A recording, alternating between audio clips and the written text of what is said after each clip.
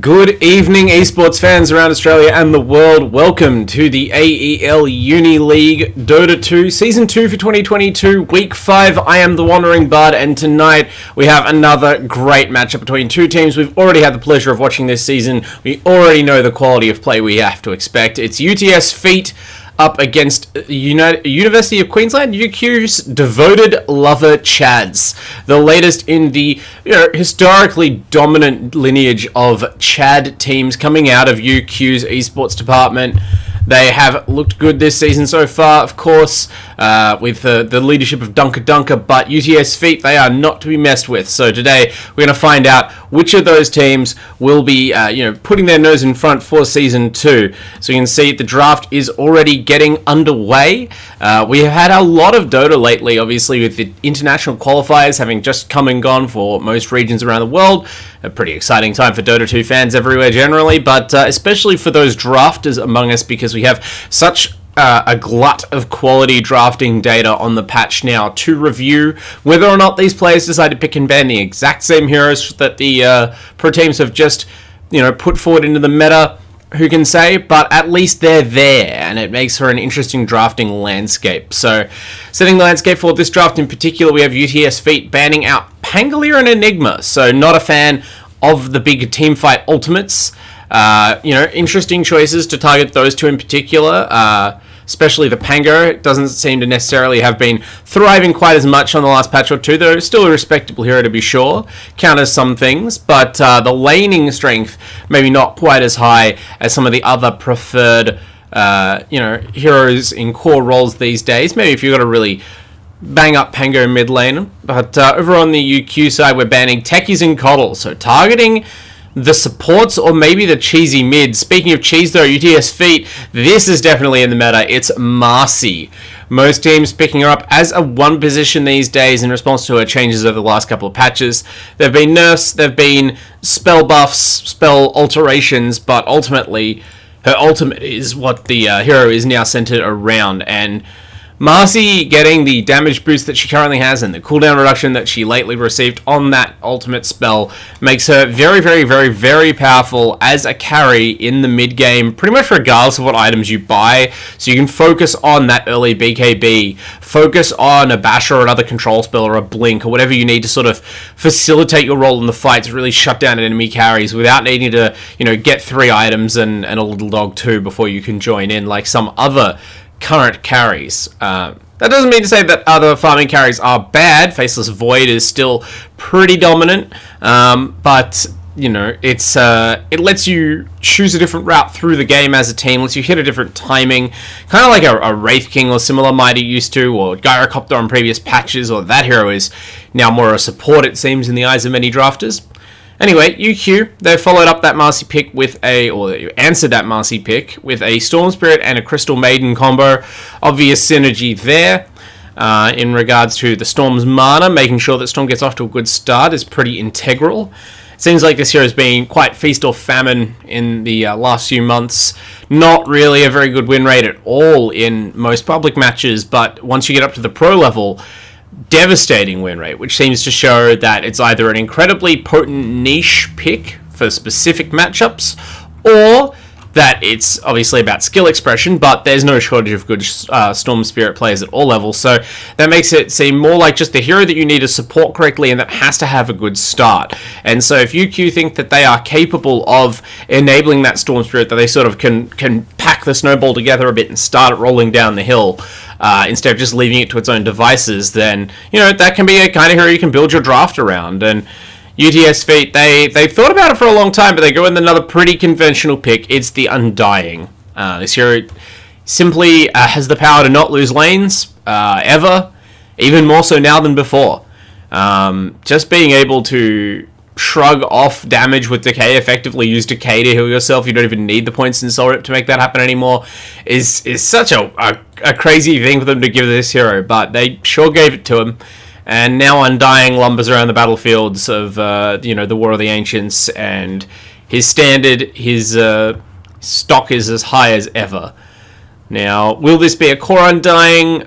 It seems like the pairing with Marcy would be too good to pass up. Normally, you might not want, melee support with melee carry, but Marcy's a pretty capable hero in the lane, has an escape skill herself, so once you have that disengage available, and with the sheer raw power of Undying in the lanes, that seems like a pretty rock-solid safe lane if you want it.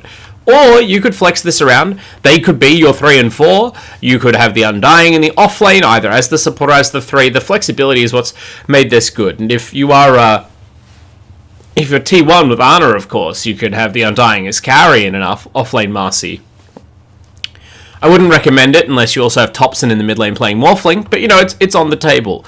And in fact, there will not be Topson in the mid lane playing Morphling because Morphling is banned. Topson will have to pick something else this game.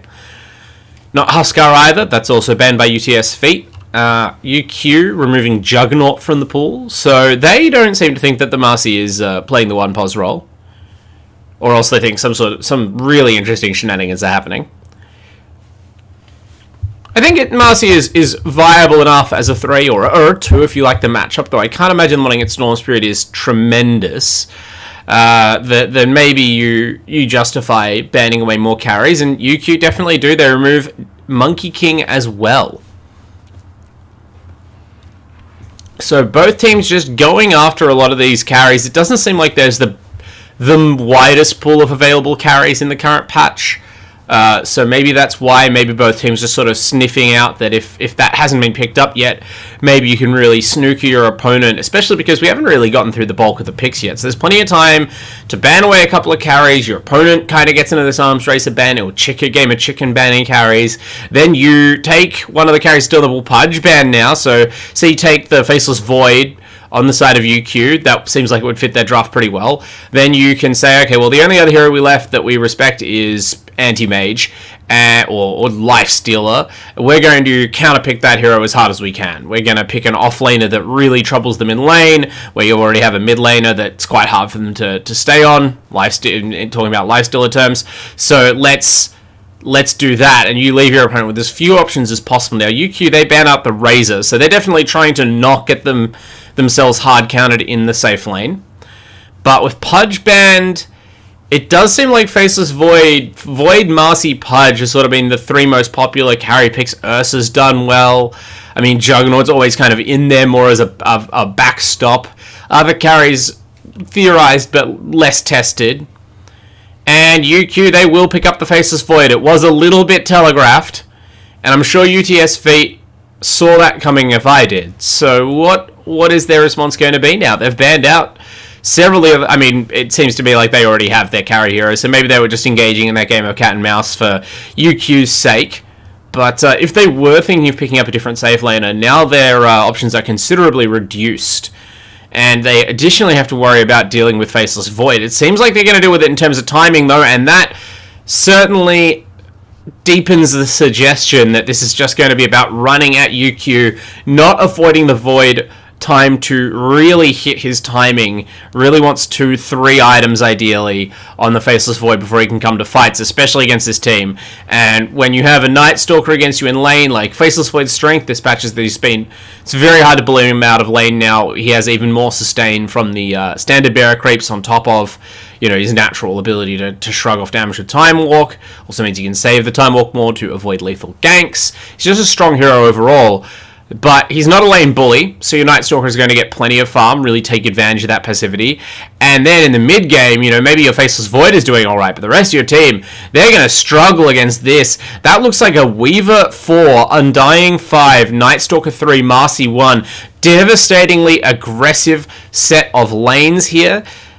I'm not certain whether there's some pivot where this Weaver maybe becomes a core, either it or Marcy going mid, maybe even the Night Stalker, who can say, and you somehow fit in a Dazzle or something, because, you know, I guess Undying is a saving support. It feels like a saving support is like the last ingredient of this draft. The other thing you could go for, obviously, is some sort of big team fighting stun that can help either force a team fight to happen, or more likely when you're, you know, rolling up on the enemy tower, trying to set the pace of the game, you have that potent counter initiation / catch to try and turn things into a team fight. But we'll see how we go.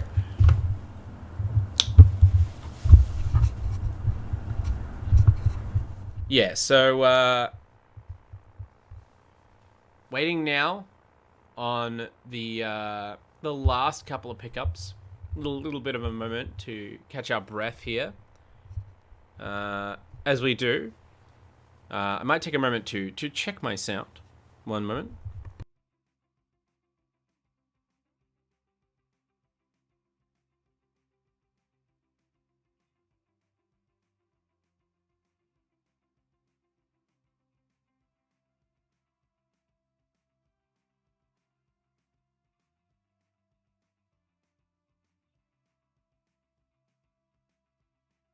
All good. Sorry, everyone. Consequences of flying solo, but we didn't miss much. Teams just going through their last couple of bans now.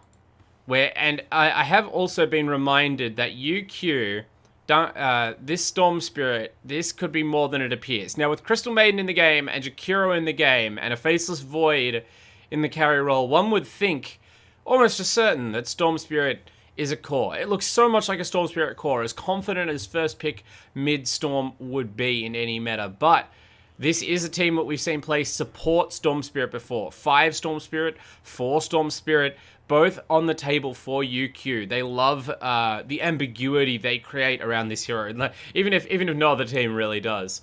So it'll be interesting to see whether this is a bait or a bluff, or whether or not they actually do follow through with the core Storm. But that is something to keep in mind now as they continue to ban out mids. Kunkka and Tiny removed by UTS FEET. Meanwhile, UQ, the devoted lover Chads, they have removed Necrophos and Batrider. So all the single target disable going out the window certainly seems like a good game for core Storm. You can always pick up another hero that benefits from this sort of environment. And UTS FEET, they do so. They grab the Tinker. So now, if this is the time, if this is a trap, this is the time to spring it. You've seen your opponent's mid-pick. You've seen their whole lineup.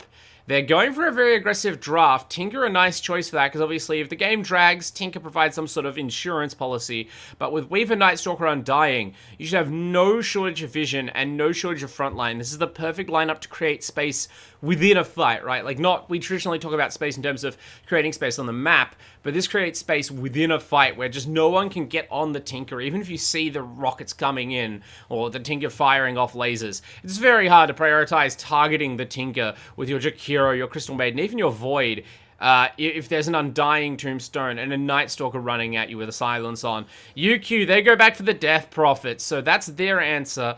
Quite possibly a mid DP to counteract the Tinker. We'll find out. Or it could be a mid Jakiro. It'll be Infamous Amos on the Death Prophet, Dunker on the Void, Jenkins on the Jakiro, Divineness on the Crystal Maiden, and Big Knee Lover on the Storm Spirit. Big Knee Lover did promise me a show tonight, so an appropriate hero for entertaining the masses. We'll look forward to that performance and, you know, applaud or mock it as is appropriate.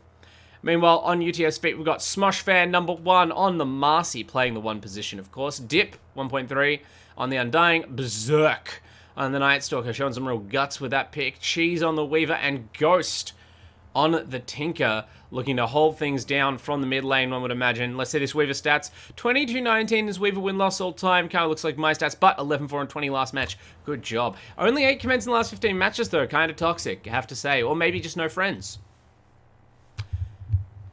Gotta hold your mate down with some commands, boys, next time you're partying together.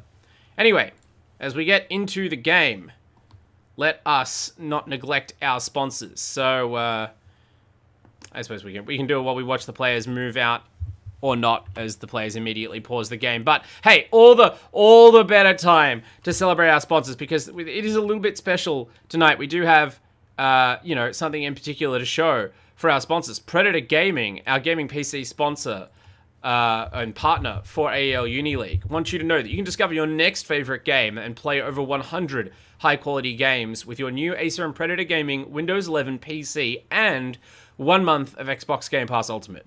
With new games added all the time, there's always something new to play. Check out that deal from Predator Gaming.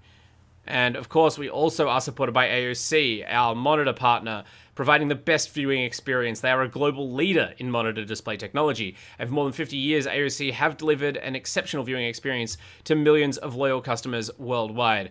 And today, the company offers a wide selection of stylish monitors for home, office, or gaming use. And last but definitely not least, it's Rig. I feel like we should have gamer horns there. The headset partner of AEL Uni League. They provide what it takes to win, and they develop headsets which deliver superior audio for competitive gamers and streamers at all levels. So join the Rig team and enhance your gaming experience.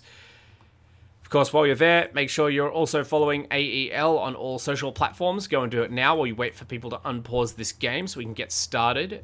You can find them at /AU Esports League on Facebook, Twitter, Instagram, YouTube, TikTok, basically every social media site. It's the same URL, website name, /AU Esports League.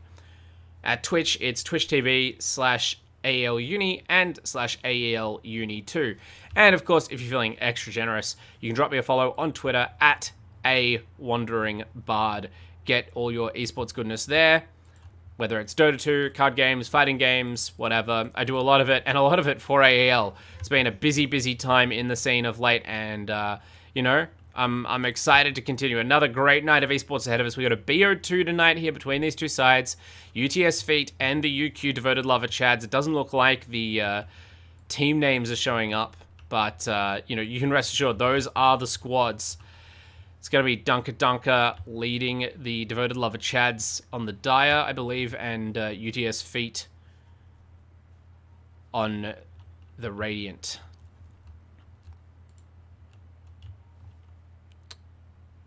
We'll see how we go here. Good sportsmanship in the chat, I love it. Oh, we got to check this. Yeah, look at this Storm. Look at this Storm Spirit. This is the Big Knee Lover special. He loves the knees, but he's going to break your ankles in the drafting phase. This looks like a mid-storm, but no. It's the classic 8-mango 1 sentry support Storm Spirit. I think it was very successful last time we saw it, so hopefully the camera continues to love this Storm. Fighting begins at the top lane. Marcy and Night Stalker are a well-suited pair for it. They're going to chase off this CM, Divinus Force, to seed the rune, but not their life. And it looks like that little engagement will result in a 3-to-1 rune advantage to the Radiant, so pack it up, Dunker and co. It's all over for you. Rip.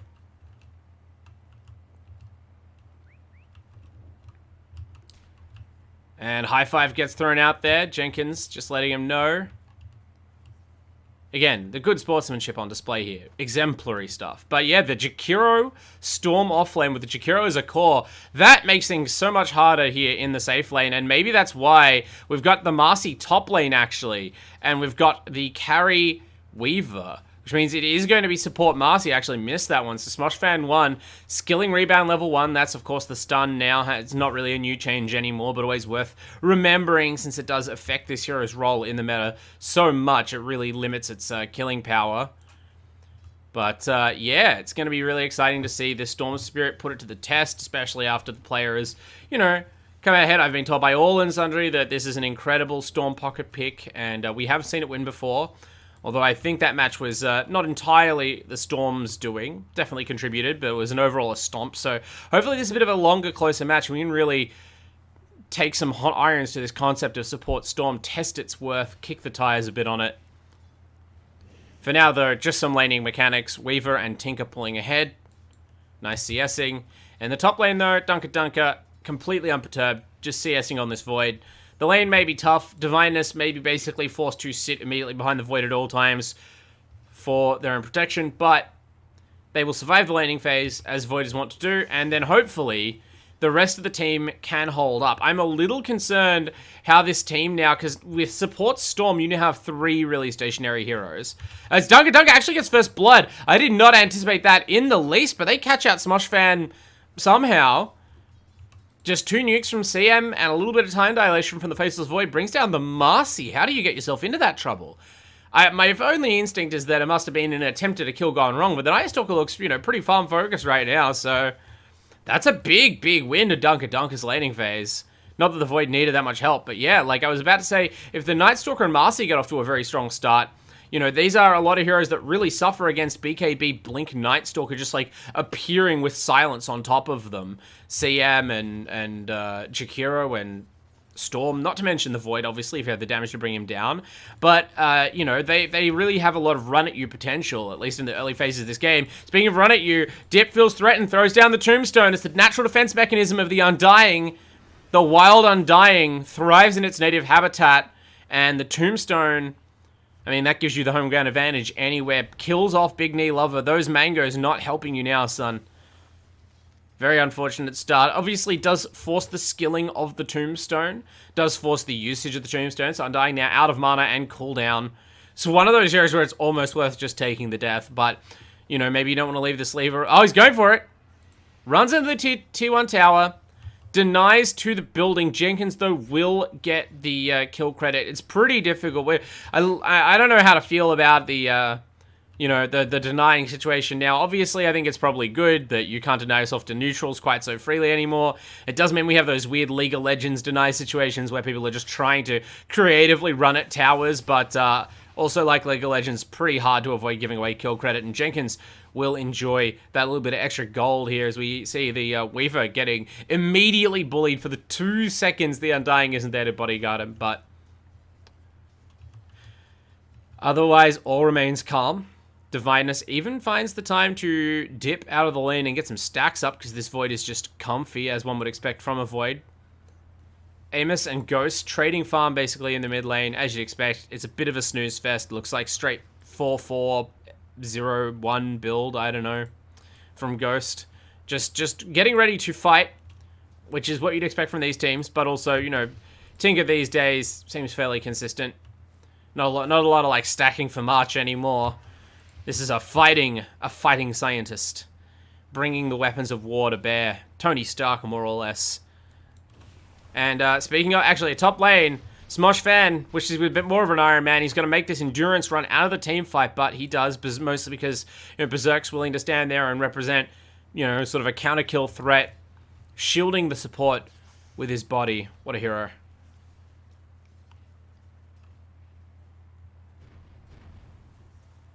And so, again, this remarkably calm phase of the game continues. Everyone just biding their time, bit of calm before the Storm stuff.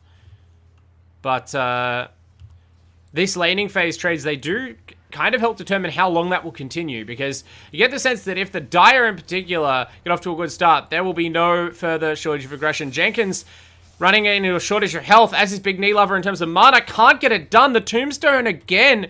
Cheese on the Weaver is just too able to manipulate targeting. In fact, we're not done. In the top lane, Smoshfan goes down. The Radiant do suffer a bit in return. Dunker trying to play funny games with his health, but he miscalculates. It was a calculated risk, but our boy, he could take a few extra math classes if that's the case. Berserk just kind of gets it done. The Fairy Fire, I think I saw not enough. The Wand, not enough. The Shed Tango, not enough. And so that's your carry going down. Kind of helps to raise that first blood that was taken out at the start of the laning phase. And Big Knee Lover erases some of the difficulties in this laning phase. Has bought more mangoes, by the way. This not just been holding 8 since the start of the game. This is refreshed mango stacks. This is, I can't remember what we got up to last time, but there's over like 1,000 gold of mangoes or something purchased. So this Storm Spirit, it's almost like the Dota 1 Gambler, deep cut there, but like, literally throwing money at your opponent. So far, it hasn't really worked out in the laning phase. Speaking of not working out, Smoshfan, that is not the kind of mid lane you just show up in and gain a bit of experience. Not while an Exorcism's running, my friend. Gives up another death on the Marcy. I think that's 3 now. 0, 3, and 1. kind of showing some of the pitfalls of Marcy support, although not many supports survive that. In fact, Ghost may not survive it, even with a DD rune on the Tinker. Actually, no, stands the ground, Exorcism ends, but geez, Death Prophet is a scary hero in the early game. Up to 32 and 7, dominating the last hits chart, getting a kill to her name as well. Dip, getting low again, but playing games with the Tombstone and the Soul Rip. Okay, finally runs out of hit points. Big Knee Lover, though. Gonna be the trade.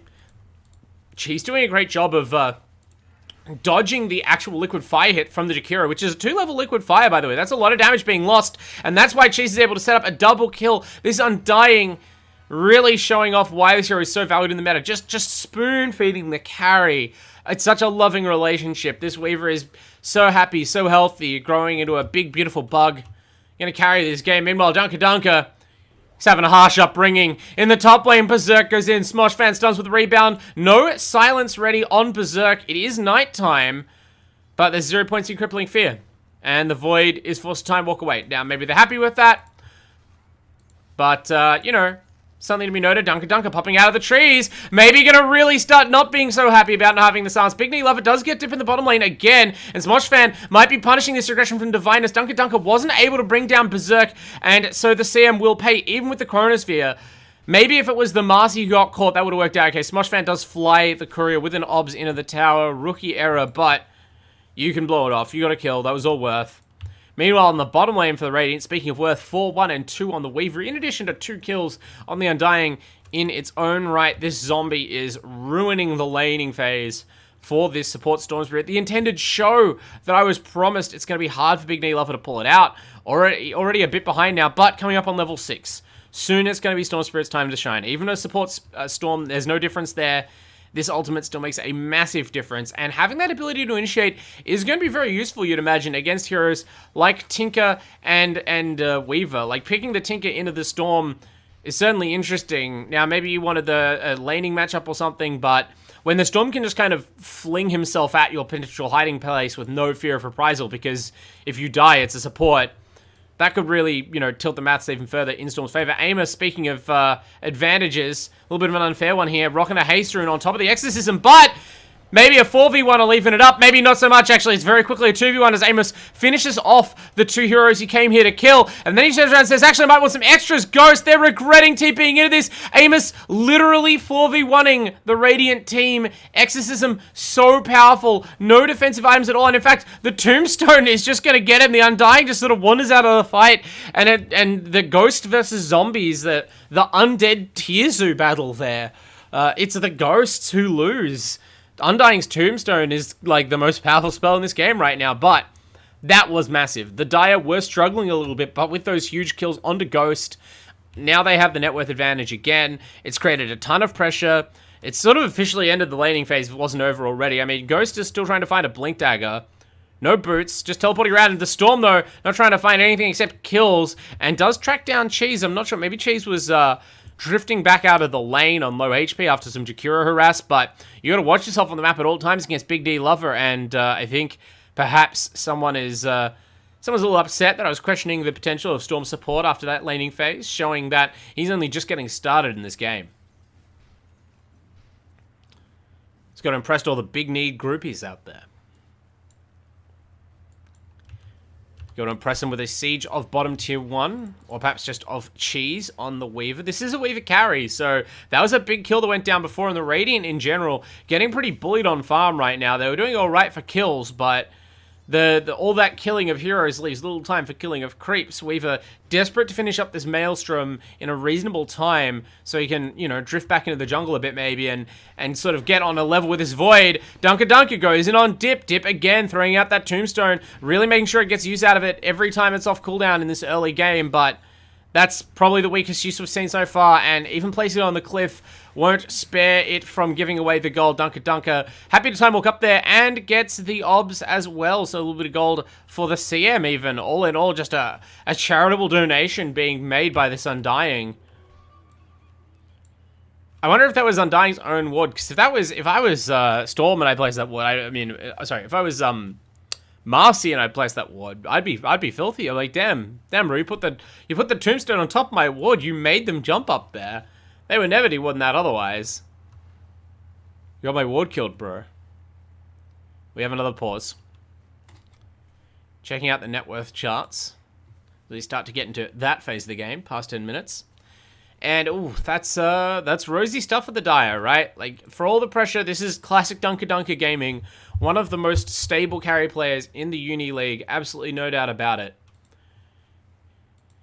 He's always coming through in the late game, and one way to make certain of that in this patch is to rock the Midas. So, Midas Gaming it will be.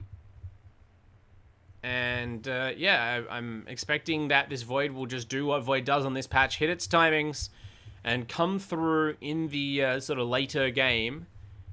You know, depending on when it comes along. Like your Midas, you probably want one more farming item. We can see here there's treads queued up. It's actually straight Midas, no boots, which is, you know, more and more the meta. It's very interesting how there's an emphasis on picking less greedy carries for the most part, but only so that they can do well in their lane enough to buy a Midas and then go in the jungle to continue the greed. So, you know, Dota ebbs and flows like that, but Treads, Maelstrom, that'll be your farming suite, and then we'll see probably a BKB first item after that, but maybe if we want, we could go for something damage related.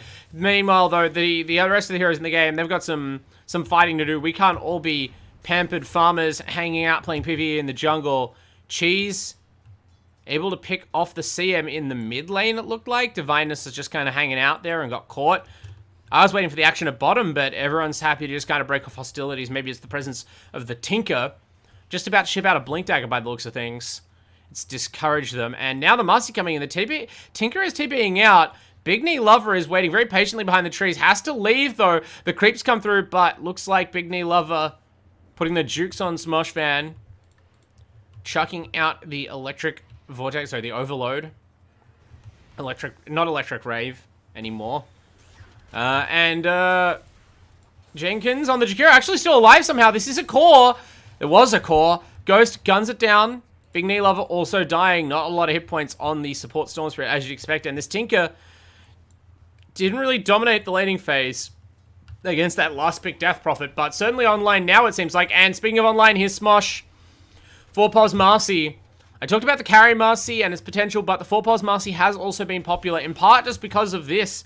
The damage on Unleash is so bonkers that Marcy can just still solo kill people easily, even as a 4-Pos. And especially later in the game, there's going to be a battle of, I think, of these two 4 positions to see who can get enough farm to transition into like a solo killing core teamfight threat. You know, maybe not quite the equal of their actual carry, but, you know, of like a 3 position or something. And Smosh gets worn down, takes a lot of zip zaps from Big Knee Lover, but with support from Jenkins, that's enough magic damage and able to zip zap away from the Tinker retaliation. So, a lot of sustained damage output from these two teams right now, and a little bit of extra burst is maybe what's required. The Void certainly has the potential to lend that, but off farming right now, not going to factor into this early game. Amos, the one picking up the slack here, is by far the richest hero on the map. His team are less than 1,000 net worth ahead, but Amos personally is 2,000 net worth ahead, 2,300 net worth ahead of the next hero. That is the kind of thing you don't often see this early in a game. So this DP has a lot of work to do, and typically, I wouldn't put it quite in the Timbersaw category, but this is a hero that can struggle to fully translate its dominance, like in gold, because it is so ultimate dependent, and it can be locked down and killed. But look at that, even killing the bottom tower with half of an Exorcism and Boots are traveling to mid to get more Exorcism tower damage is certainly, you know, getting the most out of the hero. Now picks up a DD rune, so they're definitely poised to do something. They're taking away the map space from this Radiant team, and obviously, in doing so, taking a lot more space for Dunker on their own greedy carry. Tinker, definitely able to fight with these nukes and the blink, but has to be careful about it. Definitely wants to join the fight after it starts, and so it is Dip who will be catching this gank in the mid lane. Gets off the ultimate, not the tombstone. Might even consider buying back here. It's only a few hundred gold, but it looks like they're happy just to let Berserk charge in and be the anchor his team needs. Nice Chronosphere catches. 4, actually. The Tinker was on the edge of it. Dunker. Nearly perfect, but the one problem is that no one on his team was close enough to follow up immediately, so they have to chase Cheese down after the fact. Still a kill on the enemy 1 position, though. And now Amos was waiting for something like this. Pops that DD out of the bottle. Pops the Spirit Siphon charges. Goes in. Smosh and Berserk are saved by their raw move speed and mobility. Otherwise, that would have been curtains for them, no doubt. But the tier 1 tower, it can't run. So that is the next casualty of war, and it is now a 3k net worth lead. What a chronosphere. I mean, it didn't develop into like a ton of instant kills, but that was sickening placement from Dunker. Really frightening to see if you are the Radiant, obviously, because, you know, there's only going to be easier chronospheres as the game goes on, and Void has more items, can move around with more impunity, just has more chances. And if it's already this bad, you have to wonder what's that's going to be like once the Void does, you know, enough damage to get kills himself. Amos, that is a massive kill. Killing spree ended. Gold to the Tinker. That was a 3,000 net worth lead on the rest of the game hero that just went down. And you kill the offlane Jakiro into the mix. One has to wonder what they were doing down there. Not the two most mobile heroes in the game. Kind of just out on an island away from their team. And Amos, without an exorcism, gets punished. Does not respect the hero's sort of mini weak points. You know, most heroes' power spikes are in terms of levels or items, but if you're a Death Prophet, you don't have an exorcism at this point in the game. You know, your other real item is a Yules. You might be able to take one or two heroes, but you cannot 1v4 like we saw him do in the top lane. Those heroics were exorcism dependent. And so now the Radiant really winnowing away a lot of that lead. Weaver leaping up high on the net worth charts. Of course, Dunk is still farming away, but now they're getting schmoven. Smoke is used by the Radiant. Only a 2-man, though. They're looking to try and catch the Void with, what, just the Master and the Undying? I don't know if this kills the Void. I mean, Marcy battering you down and stunning you in the middle of your... I mean, Marcy doesn't even have Unleash, so this is just a pure warding expedition, and they're just hoping to not run into any dire heroes. But now they... Okay, a smoke is called. Counter smoke. Ships in the night situation. Cheese, unfortunately, not as fortunate as the Void was to move out of the path of the gank. Standing right there on half HP, farming the Ancients, and they immediately... There's a pause, unrelated, I'm sure. They immediately ping the high ground ward spot and say, by God, they've got vision there. But they don't. Reasonable to expect, and Vision was here on the side, so I can't remember. That was placed, it looks like it was placed a minute ago. So the Vision ping was correct, but I hope that they don't miss the D ward. Maybe bring a couple of cents. Pull one out for the servers,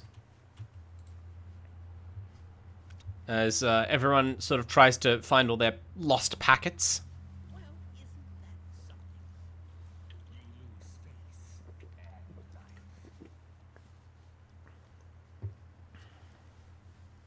A welcome moment to catch our breath. Quick item check. Tinker has acquired a Soul Ring, building into an Aether Lens. Still no sign of boots. The Carry Weaver is obviously just on the Maelstrom, queuing up what looks like a Dragon Lance. May or may not finish these Wraith Bands, but queuing up a Dragon Lance to try and chip away at the Chronosphere or to fire attacks into the Exorcism. Being able to move in and out of these positions seems pretty good. We've got the Night Stalker already rushing the BKB, so no blink. Just gunning straight for the BKB. It's an interesting choice. I mean, maybe it's necessary just because the CM and the Ice Path from Jakiro would be too debilitating otherwise, but big commitment early on from Berserk before the rest of the team have their BKBs in order, if that's what they're going for. Marcy, though, trying to keep up. And Undying just with that, utility tombstone. Big Knee Lava wasting no time. We get an unpause and immediately fires off the Zip Zap as the Storm Spirit. This is going to draw the tombstone out of the Undying, but remember, they just collapsed on the Weaver in the triangle. This is a great time for the Dire to fight. And Dip trying to play around the tomb. Dunker kills it, but he's up on the high ground. Gets back down from there, but his team are in trouble. Berserk has already killed off 2, and the Tinker's killed off 1. Dunker can't quite decide who to hit. Actually, no, that was just expert damage spreading. Dunker, a true professional, picks up 2 kills, realized that the Tinker was going to die from 1 extra hit, and just decided to go over and whack the Night Stalker in case he died to pure time lock damage. And Berserk, lucky not to be the 3rd victim. So Faceless Void, with just a Midas and a Javelin and a couple of lucky procs, turning that teamfight around. Maybe regrets going up on the high ground to kill the tomb at that exact moment, but to be fair, I wouldn't have expected the Radiant to be so aggressive without the without their carry and having just used their big teamfight spell.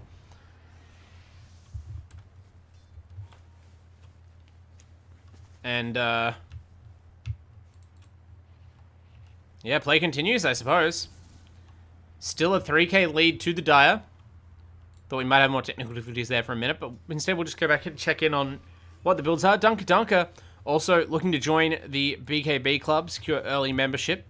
Very interesting, but, you know, I'm assuming that's because the Maelstrom is already flying out on this courier right now, and so it is. So, farming items completed for this Void, it seems like. Meanwhile, the team still in space creation mode, running at them. Amos has no exorcism, but also has no fear, throws out Spirit Siphon, knows the Big Knee Lover is backing him up, and Big Knee Lover has that Yules now as well, so really nice defensive item for the Storm Spirit. Doesn't really necessarily work as well against Night Stalker Silence as most other heroes, but still very potent for trying to buy you any time that you need to get that ult off, or cancelling, you know, Tinker's teleport away, other such things.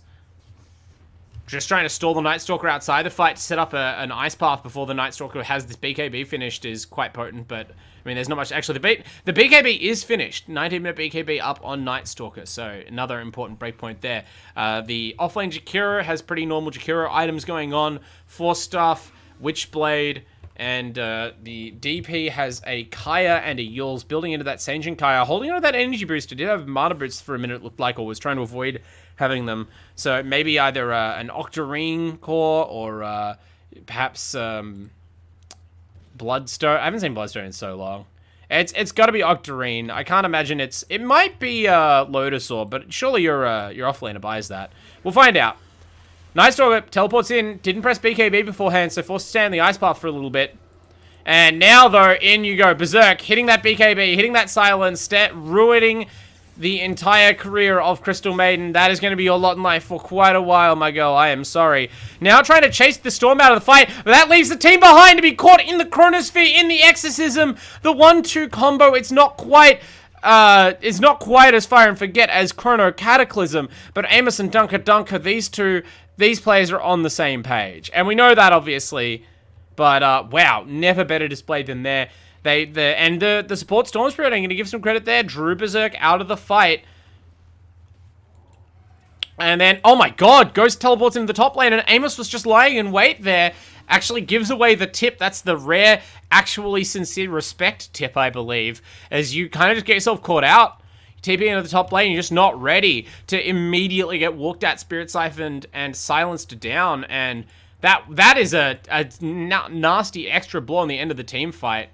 6k gold lead all of a sudden. We've seesawed quite a bit in this early game, but the Dire, they're punching harder, right? This is like watching a slobber knocker boxing match or a fight. Like, both are trading punches. Both teams, you know, landing blows, but one team's rocking back more and more. The other team just hitting harder and harder.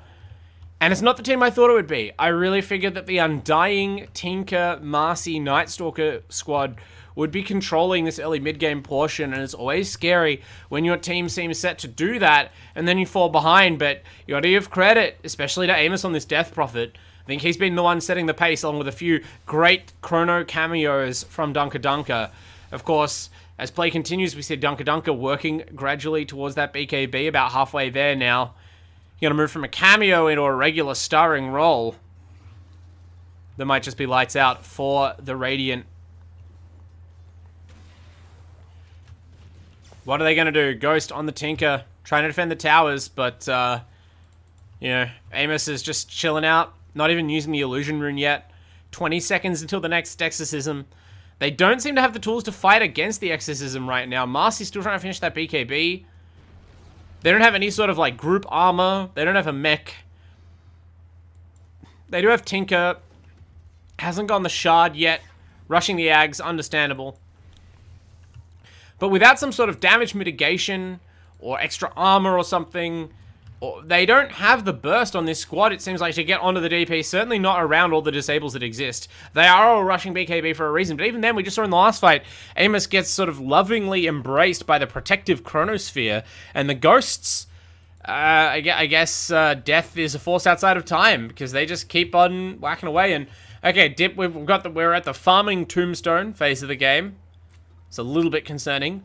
Cheese clearly has decided, or someone's decided they need something. Cheese isn't really near to an items unless there's something flying out right now.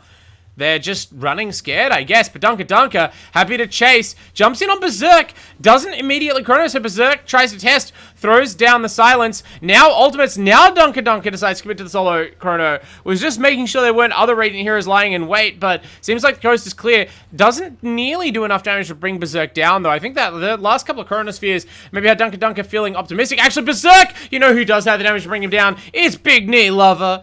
It's the Storm Spirit. Flashy stuff. The show is open. Your tickets can be redeemed from wherever they were previously bought. It was merely delayed, not cancelled. And Big Knee Lover entertaining the masses with that Storm Spirit balling in and balling out on that Night Stalker. Dunker. Even with that Dagger of Ristal, you need a little bit of extra damage support there. And that's what this Storm Spirit is here to provide. Man, they're just poised now. Storm building into that Ag's obviously a huge win on support. Storm not concerned about your actual damage output, really. So getting that upgraded Vortex, massive dub for the team. Divineness, wouldn't mind an Ag's either, but it's going to make do with a Glimmer Cape. And poor old Dip had a tremendous laning phase, and that was apparently using up all of your joy for the whole game. Because there's been nothing but sadness since then. Typical undying narrative in this game. Smush Fan 1 not doing too much better. These two supports really languishing. Not quite at CM levels of net worth. But I think the CM is having much more fun. Certainly the CM doesn't have to deal with getting run at by this terrifyingly large death profit. Already the Kyra and Sage completed. Long since completed. Casual energy booster. Travels. Yule Scepter. And 4,100 gold just kind of floating. Now buying the Ags. Just buys the Ags outright. As soon as you can get to the side shop. Secret shop.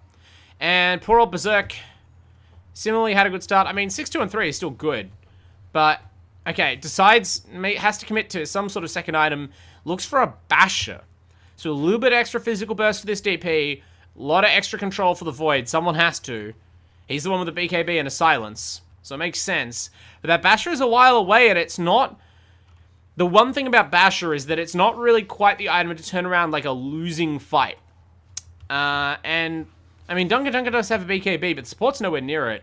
You could still easily be buying a Blink and jumping into the backlines with your own BKB, but I suppose they feel like the cause of the problem's hard to truly argue with this build. I just worry about whether or not it's going to come in at the right time to turn things around. Smosh Fan gets caught out, has a little bit of trouble schmooving as the Marcy, and ends up just baiting his team.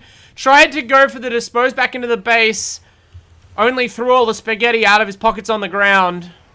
Now though, Berserk trying to make things up for it. That Chronosphere only claimed the one support's life, so maybe it's actually not the fight that Dire are reconsidering. They're falling back onto the high ground. Berserk rolling in there, has the Tinker Shield on that shard. That spell's appeared at some point. Sorry, I forget sometimes there's just the spell now.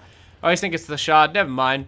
But, okay, Berserk does eventually go down. I thought that looked a little bit over-aggressive. I'm like, damn. This player knows something I don't. I mean...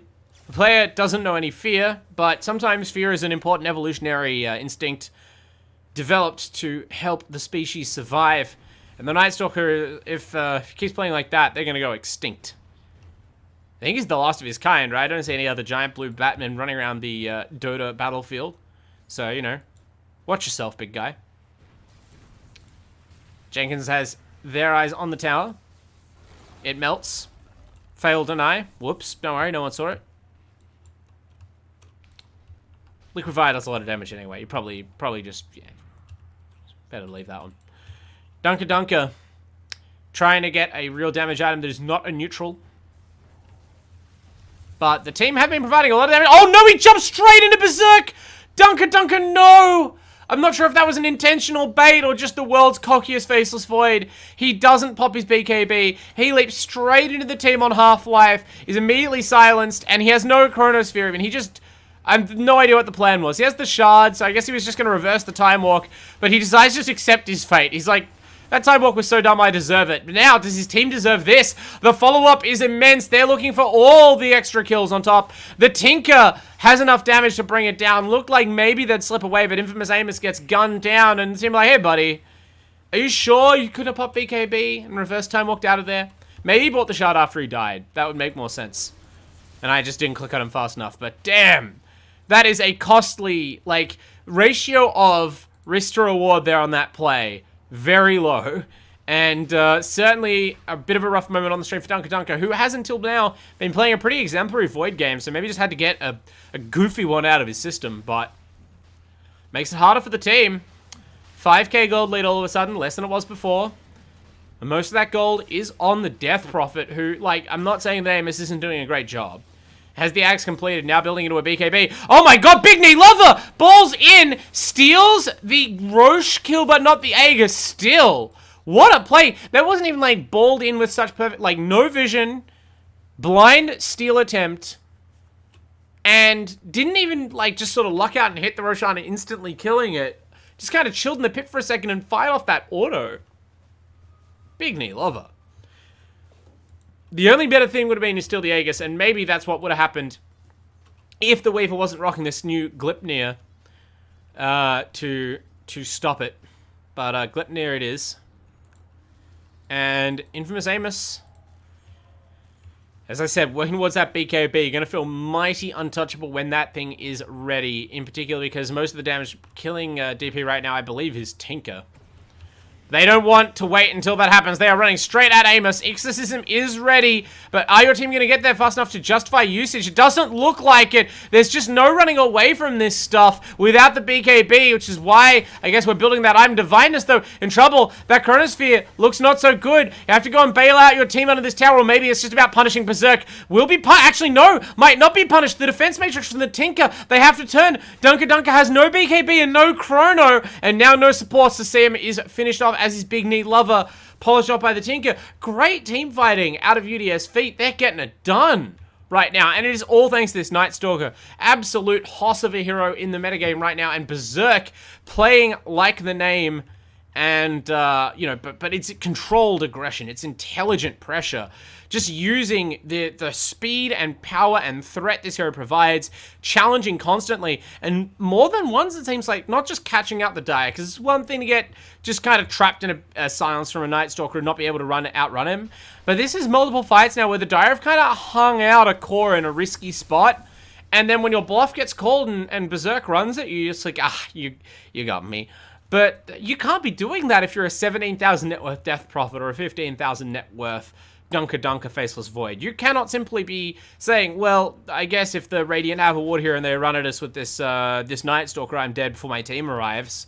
Or if I dive into this patch of trees onto a support with no Chronosphere and I just land in Night Stalker, I'm too low HP to survive even with my BKB. These are the kind of ways that you can throw a game, and now you got to contend with a Weaver Aegis. Haven't talked about Cheese in a little bit, but he is the top net worth representative for his team. 5,300 casual gold, Mushing right now. Has a full Satanic. Just hasn't bought it. He's admiring the thought of the Satanic, I guess. It actually looks like to complete that game, Dunker similarly preparing one. Going to be a little bit slower, though, to pick it up. And now, look at that. The Radiant, they had lost map control. Now they have it back again. They were one kind of risky team fight away from losing their tier 2 in mid, losing all map control and being hemmed up in their base. One unfortunate jump forward from Dunker in a time of weakness. And look what we have. The vision is great. The Dire obviously maintaining control of the bottom side of the map, so that's where they're playing, but things are looking real different to how they did a couple of minutes ago. You can trust me on that. This Tinker defense matrix is really doing work in this phase of the game. There's someone in. Oh, the Void is actually, and gets down a Chronosphere, but not on the Tinker, not on the key targets. Exorcism, though, is available, and that may end up being more important. Amos, trying to make amends for the last couple of fights, gets downhill onto this team, and look at the melt. It's a different story when the ghosts are here. It's a ghost story, I suppose, and it's spooky enough for the Radiant. Everyone dies, except the Tinker. Weaver has the Aegis, but who knows how good that'll do him. He's Yulesed up. Trapped in the ice path, dead. No BKB to his name. Wouldn't have probably helped if he had one anyway. Maybe he would have been able to escape, but, you know, you have to then also outrun, remember, Big Knee Lovers support Storm Spirit.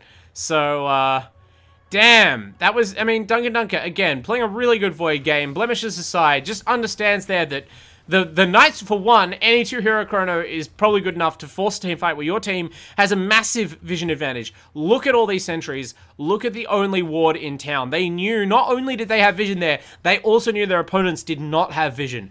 It's worth it just to have the team fight on that spot. It's worth paying a Chronosphere for.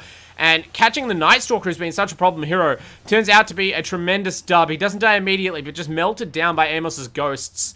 And now they're going to maybe get that Rax off it. I said that the Radiant were one wonky team fight away, and we're proving that argument now. Although Dunker again leaping forward, no Chronosphere, no BKB. Sure, you have the Time Walk Shard, but buddy, any follow-up stun at all. Smosh fan arriving a little sooner, and God only knows what would happen. Berserk kind of caught. Actually pursuing Amos despite the Spirit Siphon. They want to get something done. They have so many BKBs. They lock down the Void. They at least force his BKB, but he's able to slip the Gleipnir. And Berserk now, his own BKB's expired. Amos really wants that kill. They're hungry for this Night Stalker. Big knee love, maybe doesn't have enough mana to ball that far. Chases the Marcy instead. They're going to find Berserk, though.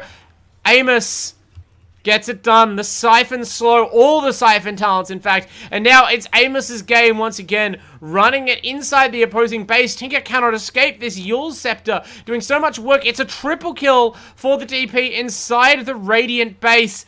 And they cannot even stop the TP out. Just resets the fight. Kind of bottled up in the trees. Super calm, untroubled Death Prophet play. Infamous Amos.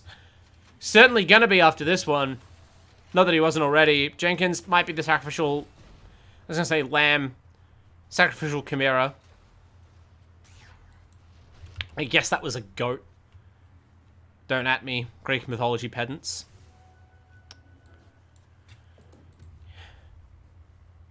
I mean, you know who you shouldn't at is Amos. But Amos is coming at you. It doesn't matter what you think or what you want. Dunker also... getting steadily closer to his completed item build. Now that Satanic appears to have just been purchased. Remaining pieces on the courier, so... now both carries have a Satanic. I think the Void is arguably an item ahead. I guess it's actually about the same net worth. Yeah, Weaver's only 1,000 behind. It just kind of looks that way because I look at the Midas and I'm like, wow, that's such a money item. I look at this Dragonlance and I'm like, that's like a 1. That's utility. But, you know, unfortunately in terms of teamfight impact, I mean, this is the reason why Weaver Core is just not usually in fashion. Weaver 1 position, certainly not. It just doesn't necessarily have the burst, unless you're completely crushing the game, and that's not really the kind of gameplay we saw, unfortunately. This hero just doesn't have the burst damage, so it kind of still feels like they missed their timing in the early game, and they've been playing catch-up ever since. Poor old Cheese just can't compare to the immediate, like, 1-ton weight teamfight and impact of Chronosphere, just, like...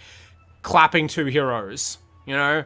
Even if you're firing into the Chronosphere. Unless you're firing into the Chronosphere and, like, killing the Void or forcing him to leave. Maybe you need, yeah, Daedalus queued up next. No wonder. Cheese feeling like you damage as much as anyone right now. Your Tinker also does a lot of sustained damage, but their burst overall remains weak right now. And that is a huge problem against Void and DP, who need to be discouraged from, you know, just weighing in with their full damage contribution by, you know, the threat of death at least. Tinker can try and keep people alive all he wants, but you gotta make your opponent be dead at some point. Trying to make your tower be dead. I realize we've lost the net worth, my apologies. As we're about to lose this Undying yet again. Dip has paid, I think it's appropriate to say, has paid for the weight of his sins in the laning phase. 415 on this Undying, which is not a knock on the support play. Sometimes it's just how it be. I am also, you know, support main. That's just the life. And as Undying in particular, when your team is behind like this, it's miserable. That's why you got to enjoy those precious moments of early game sunshine. But yeah, remember when your Tombstone killed Amos? But then again, that was right after Amos triple killed your team. So not being that many bright spots, unfortunately, for the Radiant this game overall. Pentarated Sword goes in the ground. Dunker able to locate it. That was a bit of a scavenger hunt. Ice Frog, please.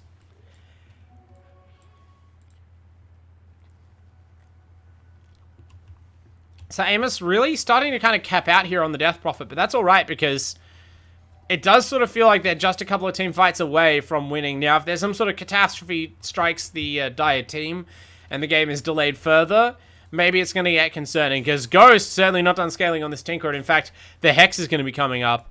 Probably at around the time these BKBs are starting to get really low. Dunker about to just rave out, it looks like.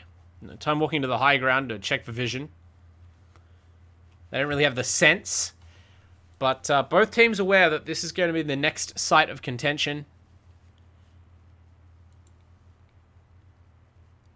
The Dire do currently have vision control of it, so if they can just get up on this high ground, which I assume Dunker is going to right now, the Radiant might get there fast enough, because these supports are pretty slow, but Jenkins still no Blink Dagger is building the E-Blade into... No, actually, just casual Ghost Scepter into BKB, it looks like. Can't fault it. CM going for a 4-staff. But yeah, if getting into possession of this high ground quickly could be very important, but the Radiant... I mean, their main man, Berserk, not interested. It's worth noting that this item progression has really stalled out, unfortunately, despite some bold and sometimes successful play from the Night Stalker. Hasn't been able to keep racking up those big net worth boosting items, and so instead of the team fight on the high ground and the triangle I expected, it's going to be a Dire Roche attempt. We got Big Knee Lover on the Storm.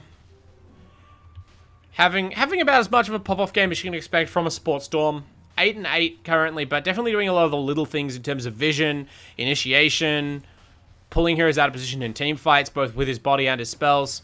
Really good stuff. And now in we go again. Tries to find the Tinker, but actually catches the Night Stalker. Drags him back, but it doesn't quite get them into the Chrono. It's just on the Tinker. Dunker. Eyes on the prize, though. Gonna make sure that at least Ghost does die. If that is a one-man Chrono, then that one man is toast. Meanwhile, though, on the back lines, Marcy not having quite the same effect for the Radiant as you'd expect from a support, but they're just too slippery in general. See him now with 2 different items just for... Actually, Torstaff's not ready, but the Glimmer Cape was enough to keep her alive. And now, Amos providing all the space, just screening the Radiant out of the fights. Weaver yulsed up. The reinforcements have now arrived, and this is just how every team fight is going. Infamous Amos beyond godlike. None can stand against him. And even if they aren't immediately killed, the threat that this DP, the overwhelming threat this DP provides, is just making team fighting impossible for UTS FEET. They cannot stand where they want to. They cannot use their spells when they want to. All they can do is run around, maybe weep. There's not much time left for that even, seemingly now. As the gold lead is up to 19,000 net worth at 40 minutes. Tier 4 neutrals, and Tier 5 neutrals start... No, Tier 4s. I've lost my mind. Tier 4 neutrals starting to be farmed here by the Dire. Radiant, no such luck. As if more advantage was needed. About the only thing they can hope for now is Tinker might be finished Hex soon, so maybe you can get a Blink Permahex on Amos, but that requires a lot of things to happen. The Night Stalker had the Aegis? I didn't even see that. Berserk actually managed to snatch the Aegis. I mean, once again, reiterate, Berserk been playing a great game here, but unfortunately, it's gone from a great game with a gold net worth lead to a great game where you're unfortunately less than half the net worth of the opposing core, or at least of the opposing DP. And it just makes it much harder to really exert your will. Never did get that Blink Dagger, did finally finish the Basher, but this is what I was worried about, right? It's a bit of a brittle item build, and maybe that's what you think you have to commit to, but once you fall behind... Oh boy. The Dire looking to close things out now. They've had about enough of this. They want game 2, baby. And they're going to force it. Dunker actually taking a ton of damage here on the Void. Unconcerned, as you might be if you had a Satanic and Time Walk and a BKB. And Amos. But now they're going to try and chase. Oh, Dunker goes in. Initially misses the Chrono. It might even cost the DP her life. Actually, she's slightly outside of tower range. There's no further damage follow-up because of the BKB. She's going to live. Dunker able to realize he had to hit the BKB to hit that Chrono just in time for everything to keep on going the way of the Dire. Dunker actually not going to go his way. He jumped in one too many times, completely out of mana, worn down by the Weaver. In fact, Cheese has a double kill, so finally a gasp of air. This Weaver has just been like... completely zoned out of the game, it seemed like, for ages now. It's been the Night Stalker pressuring heroes mostly, but this Skadi pickup really working over the Dire heroes, bullying them back out of the base. They have lost Elena Rax and a second tier 3. They are still 20,000 net worth down. But cheeses are coming. Amos has no exorcism. Unlikely that he can win the fight here against the Satanic Skadi Weaver. He's going to settle for killing the Undying. And Weaver is getting worn down, actually. Great stuff by Jenkins on the Jakiro. Forced out the time lapse, but it's a pretty unsuccessful one. And suddenly, this is just a last defiant stand from Cheese. The rest of the team dead. The Weaver trying to battle it out. Maybe Amos would have lost that fight if it was a raw 1v1 to the very end, but this pesky Storm Spirit, I'm not sure what position he's playing, but somehow I thought they already had him in. The Storm Spirit just shows up again. Calling just a Yules and an Aghanims, and he lays down the Disables, and he finishes off the Weaver, who buys back. Cheese looking for vengeance. Big Knee Lover, though, confidently holding his... Oh, maybe too confidently holding his Ball Lightning.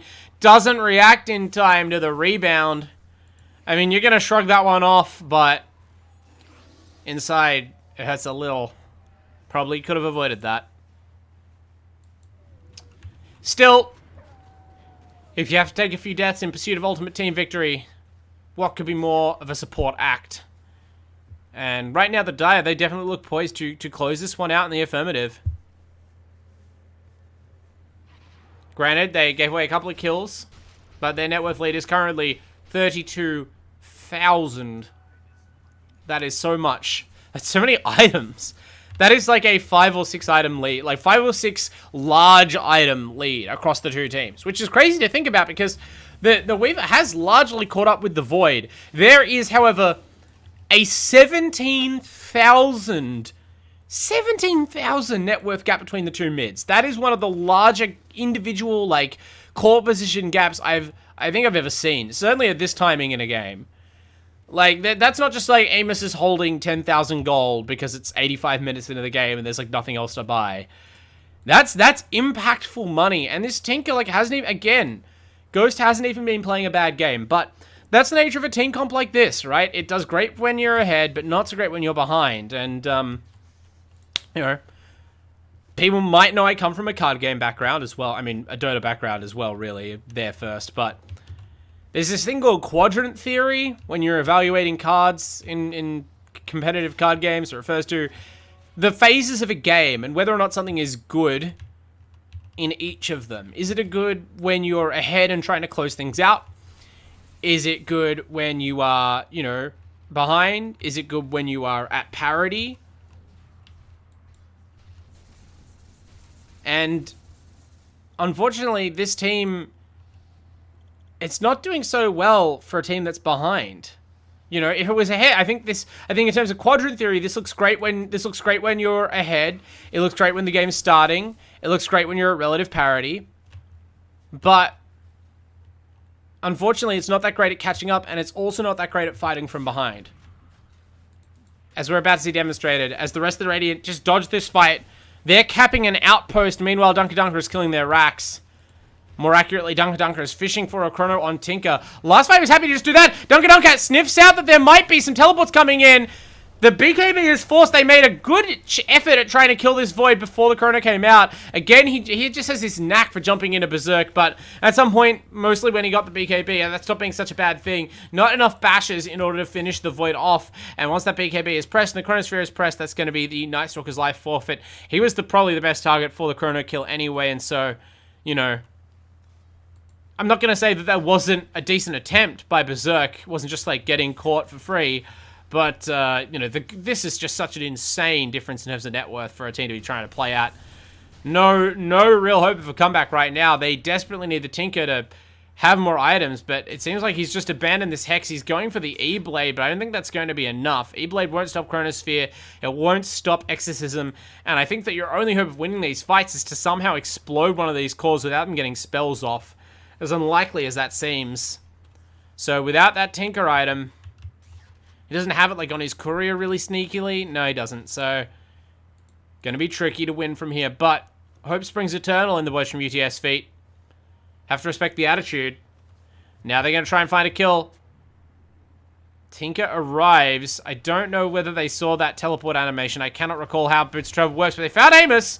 Or did Amos find them? Wind Waker now ready. Amos completely stacked. And Amos did in fact find them. Dunker is present. No Chronosphere in here. No Chronosphere required though, as they're just the two cores are wearing them down. They do actually finish off Amos. That's a godlike streak fed away. He kind of Wind Wakered himself up to the high ground, but Dunker wasn't finished on the low ground yet. He ran into the other two cores of the Radiant, but now Dunker, he's just as large and just as in charge right now. He's firing off those autos and getting down Berserk, now wearing down Cheese, lots of lightning procs, lots of damage. They can't stay up forever, and, you know, the Weaver doesn't even have a BKB still. That decision may be haunting him as he's just locked down forever. This is your one position Weaver.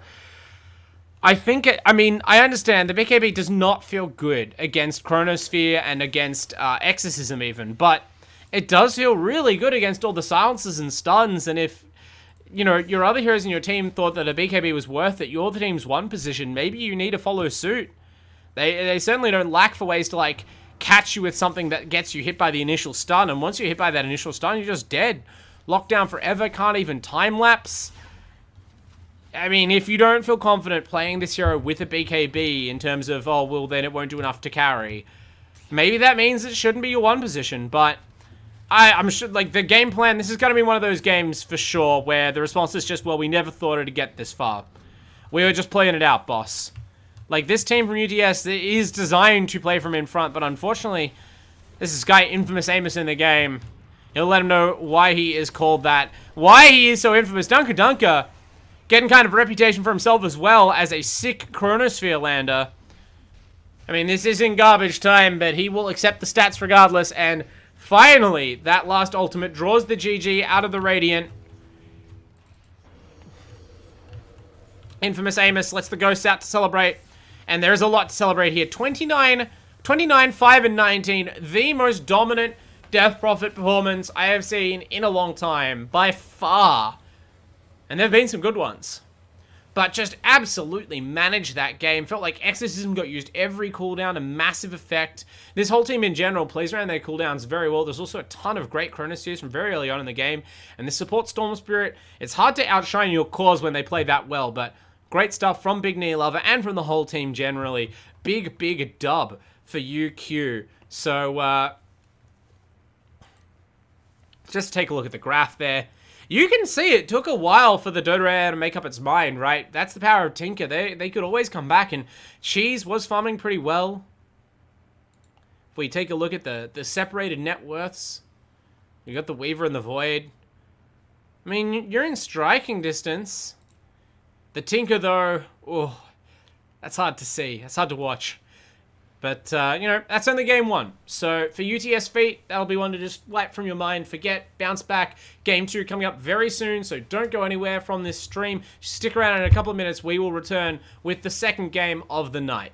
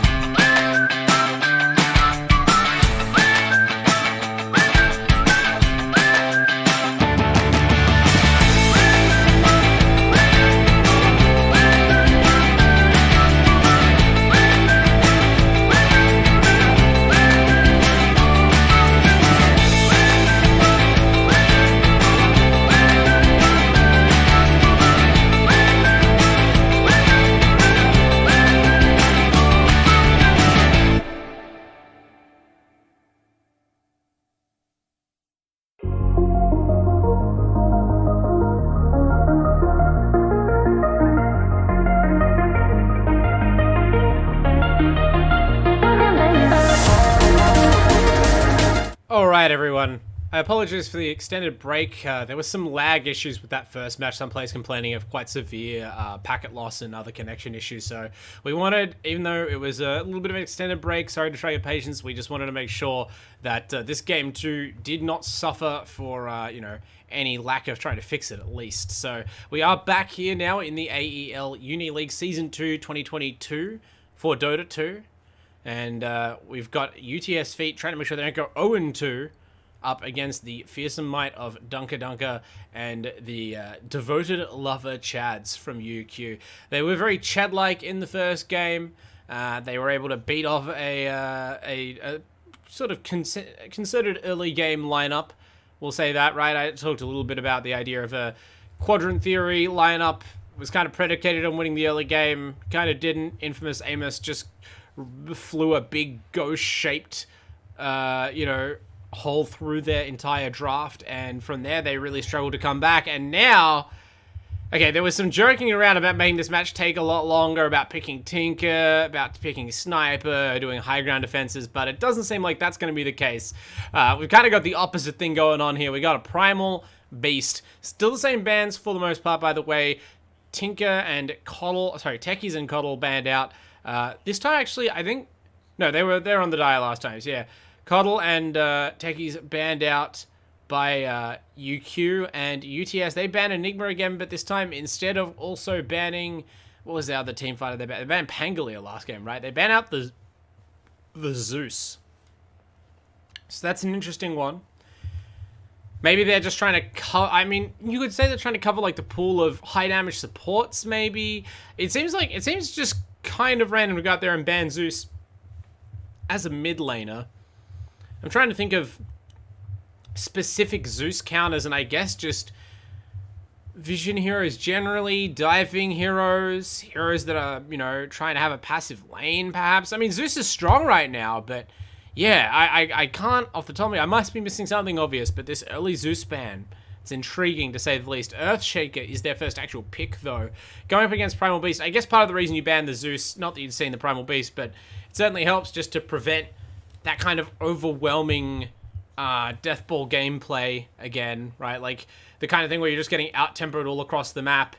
It's certainly easier to stumble onto like improvised kill after improvised kill when you press your lead, when you have super high nuke damage, especially that like double global nuke of Nimbus and Thunder God's Wrath. Like can really turn around any of those little engagements where normally as a team that's behind you might try and bounce back and get a lead back going your way. Those can really be shut down by the presence of a hero like Zeus, but Nature's Prophet's still in the pool, equally popular, equally potent at that sort of thing. Viper is a nice pick as well. So Earthshaker, Viper, kind of tough heroes, tanky for their role, good control. Rubik, though, bit of a counter pick. A hero that you definitely have to make room for in your draft, but Primal Beast does a good job of that. Basically, the requirements that I see for picking Rubik are making sure that you have an off-laner that's okay having a sort of weaker support in the lane, just a real lane dominator type. And also make sure, ideally, that between your team, either you don't pick a second, just squishy, static positioning range support, or you have a team, if you do, kind of like the one they had last game, where your front line of cores is so aggressive that they just bulldoze the enemy out of your path and they make space, sort of counterintuitively, from the sort of basic understanding of the roles, the cores make space for the supports to actually do their work.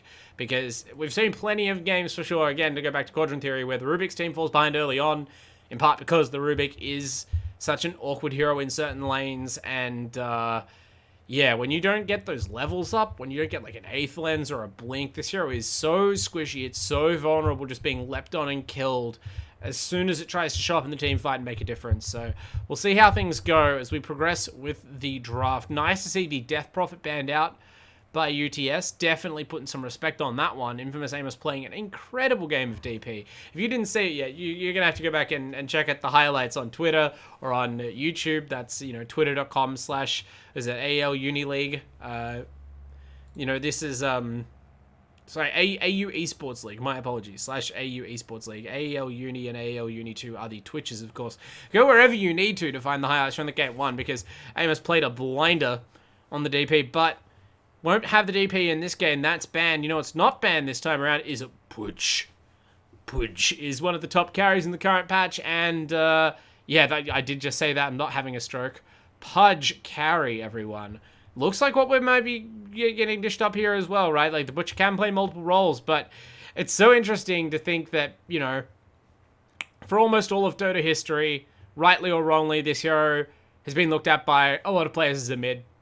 Even if people don't agree that it should be a mid laner, you'd be more likely expecting it there than in the carry role. And people just kind of realize that, like, actually, this guy's a hoss in lane.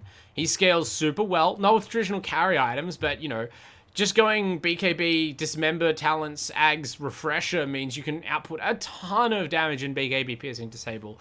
Just stun a carry forever. You're basically unkillable. And you can still make big plays with Hook. Like, there's so many ways for heroes like this to scale now in Dota. And it's so much more... It's like, Pudge is still powerful. You're just so much more reliably getting to access that power by farming creeps with Rot and just scaling out of, you know, using your sick base damage and health to farm uncontested in the lane than you are gambling your whole game on whether or not you snowball off hitting early, you know, blind hooks or, like, highlight reel hooks out of the mid lane. But over on the side of the Radiant, they've got Tiny and Bloodseeker. So, decent combo. Not really punishing anything, because the heroes from the Dire aren't that mobile. In fact, you know, Pudge in particular and Viper prefer to stand and deliver rather than to chase. But one thing that is in common for them is that none of these heroes have, you know, built-in mobility, right? They're definitely heroes that aren't going to... They're going to struggle to find their way out of a situation where they get ruptured if they don't have a teleport online, and there's a lot of stun present. You also have the nasty combo of Primal Beast plus Bloodseeker, so, like, there's a real damned if you do, damned if you don't kind of thing going on here. You have to move away from Primal Beast Stampede. You can't move away from Rupture. What are you going to do when this team comes running for you? The question here is how are the role assignments going to work out, but at this point, I would expect it's something like Primal Beast Rubik offlane, maybe Primal Beast Tiny, but Primal Beast Rubik seems stronger. Bloodseeker Tiny safe lane, perhaps. And, yeah, different mid to come. Like, the Bloodseeker, I don't really believe in it as an offlaner at this point, but if you're trying to match a high tempo draw from your opponent, which is certainly what UTS FEET seem to be picking here, then maybe Dunker will play against type a little bit. Used to seeing Dunker on the more, you know, farm-heavy carries. I think about as aggressive as we'll see this team get is we'll pick him a Chaos Knight or something. And even then, it's like a farming Chaos Knight. It's a Chaos Knight taking a Midas to the jungle to be like the team's insurance policy. Not always one that's required, but, you know, Dunker just knows, pay attention to the farm, and we'll always have a shot in this game. I understand my true win condition. Even if we're doing well already, no reason to neglect that. But, I like that at least this time UTS FEET, if they're going to try and win the early game, they're doubling down on it this time. Last time they went back to that last pick Tinker, they got baited a bit by the Storm support, I'm not sure. It ended up kind of crumbling the game from there because the lane against the DP went so awkwardly. And the Tinker got farmed, but Amos exploded out of that lane. So maybe this time they're just trying to lock it down across all lanes. Really strong heroes across the board. Earthshaker kind of the only one you got to carry through that laning phase, but even then, some brutal combinations. If this turns out to be like any sort of side lane Viper pick somehow, which, like, I think mid lane Viper is a lot more credible than mid lane Mars right now, but considering how early the Viper was picked, maybe. You know, there's the, you know, Fisher block into Hook, Fisher block into Mars, walks you down or spears you, Viper can just punish a hero that's caught. So that at least you have these powerful killing heroes in the laning phase to try and take advantage of this Earthshaker. He's not just sort of there collecting an experience point pension until, you know, you leave the lane and he can farm a blink. All this obviously speculative, and we should check back in with how the bans are doing. UTS FEET, they're about to throw out their last ban, but they have further removed the Huskar, the Necrophos, and the Medusa. So cutting down on carries, but especially out of the mid lane, they got a bit of a similar read to me. And in fact, the Radiant, that is the Devoted Lover Chads, they're up 1-0 in this matchup. Looking to close it out, they don't want to see Juggernaut, Monkey King, Lifestealer, OD, Leshrac. Mostly the same cores they banned in the first game, plus a couple of sort of carries out of mid. And the Dire finish off by banning PL. Pretty good decision when there's this much single target on the team. Like, obviously, there is some AoE as well, right? You've got the Earthshaker and the Pudge.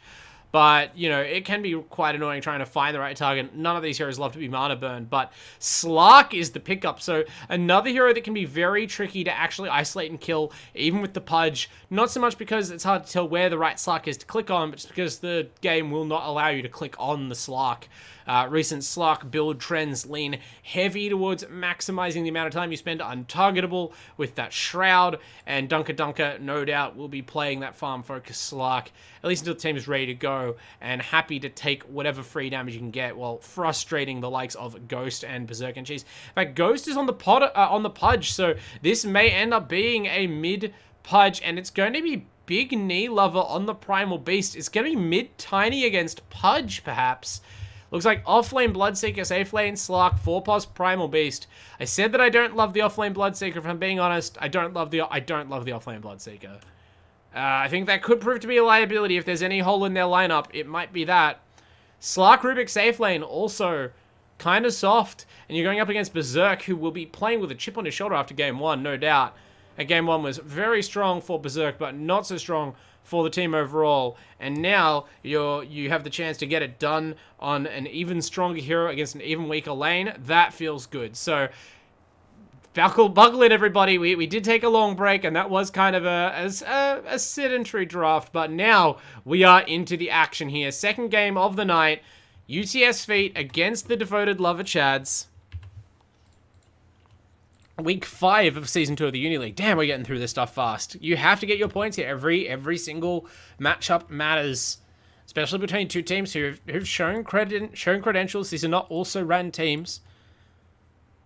But you could be relegated to that status if you give it away too easily. Dunker, of course, and the boys sitting comfy at 1-0 here in this BO2. So for them now, it's just about securing the bag. But secure it they must.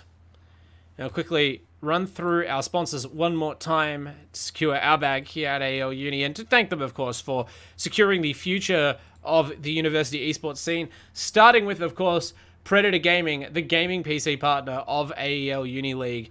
They want you to know that you can discover your next favorite game and play over 100 high-quality games with the new Acer and Predator Gaming Windows 11 PC and 1 month of Xbox Game Pass Ultimate. With new games added all the time, there is always something new to play. These two teams eyeing each other across the river. They'd be able to see each other very well if they have an AOC Monitor, which of course they should. Thoroughly recommend them. They are provided by the monitor partner of AEL Uni League, and they provide an exceptional viewing experience to millions of loyal customers worldwide. As the Dire march up the high ground, they will take control of this Radiant Rune spot, just as AOC has taken control of the home, office, and gaming markets for monitor technology, and continue to lead those areas as they have for the last 50 years, as Amos tries to lead the Dire back to his tower, but Ghost will lead him with a hook and eat him up first blood. Love to hear those classic sound effects, not least thanks to my Rig headset. I don't actually have a Rig headset on right now, but do support Rig headsets as the headset partner of AEL Uni League, delivering superior audio for competitive gamers and streamers at all levels. So make sure you join the Rig team for the best possible gaming experience. Now, the laning experience, though, of Cheese on this Morphling didn't really touch on this pick. Came right at the end of the draft. But boy, what a step up in carry power from the Weaver in game 1. You felt like you weren't able to turn the team fights around late game, first game. Say no more, Chief. Here is Morphling. Now show us what you got. Put up or shut up time for the one position player. Increased farm emphasis, no doubt. And that's your team's like late game insurance again. Game 1, it was the Tinker that was kind of like, well, if things don't work out so well, it's not like this hero is bad in the early game, but this is more of our late game plan, kind of just in one pick. I sometimes feel like maybe it's best to just go, like, maybe you'd be better off with a Weaver pick in this game, but, you know, we'll see how it goes. We're, you know, never bet against Morphling. Every time I do, I certainly get punished, so. Berserk getting punished, by the way, for trying to come in for one whole creep, but Smosh fan, nice Fissure, very crisp, hesitated not at all, and had to quickfire that Fissure, you know, able to separate Dunker from his prey, but worrying signs for poor old Mars. I mean, I wondered if the Age of Olympus would ever end. Mars has just been terrorizing safe lanes basically since release, and then in the last major patch, boy did they gut this hero. Just took the damage off his W. basically. Like 75% reduction in bonus damage level 1, I think it was. How do you even pretend it's the same hero after that? I mean, it shows how powerful the hero was, that it's still somewhat viable, but Berserk definitely struggling now more than he would have previously, especially when you factor in the minus damage from the Fade Bolt and any Essence Shift stacks. It's a tough lane for Mars. Part of that, though, also kind of the fault of this Earthshaker pick. It is what it is, but if Rubik is kind of like a liability, a non-factor for most of the laning phase, this is also definitely the kind of hero where you just have to walk around, do funny creep stuff, and try and make your presence felt in the lane. Smosh couldn't find a chance to get the Fisher off there. Berserk bailed him out the spear, which was good, but it almost seemed like it stopped Smosh in his tracks, trying to figure out how to correctly, you know, salvage the situation. Was prepared to throw the Fisher out, then just kind of realized it's stuck in the animation, but no escape in the end. Also no escape for Dip, coming off a 1 million death undying game. Just continues how he left off on the Viper, but at least Cheese doesn't die.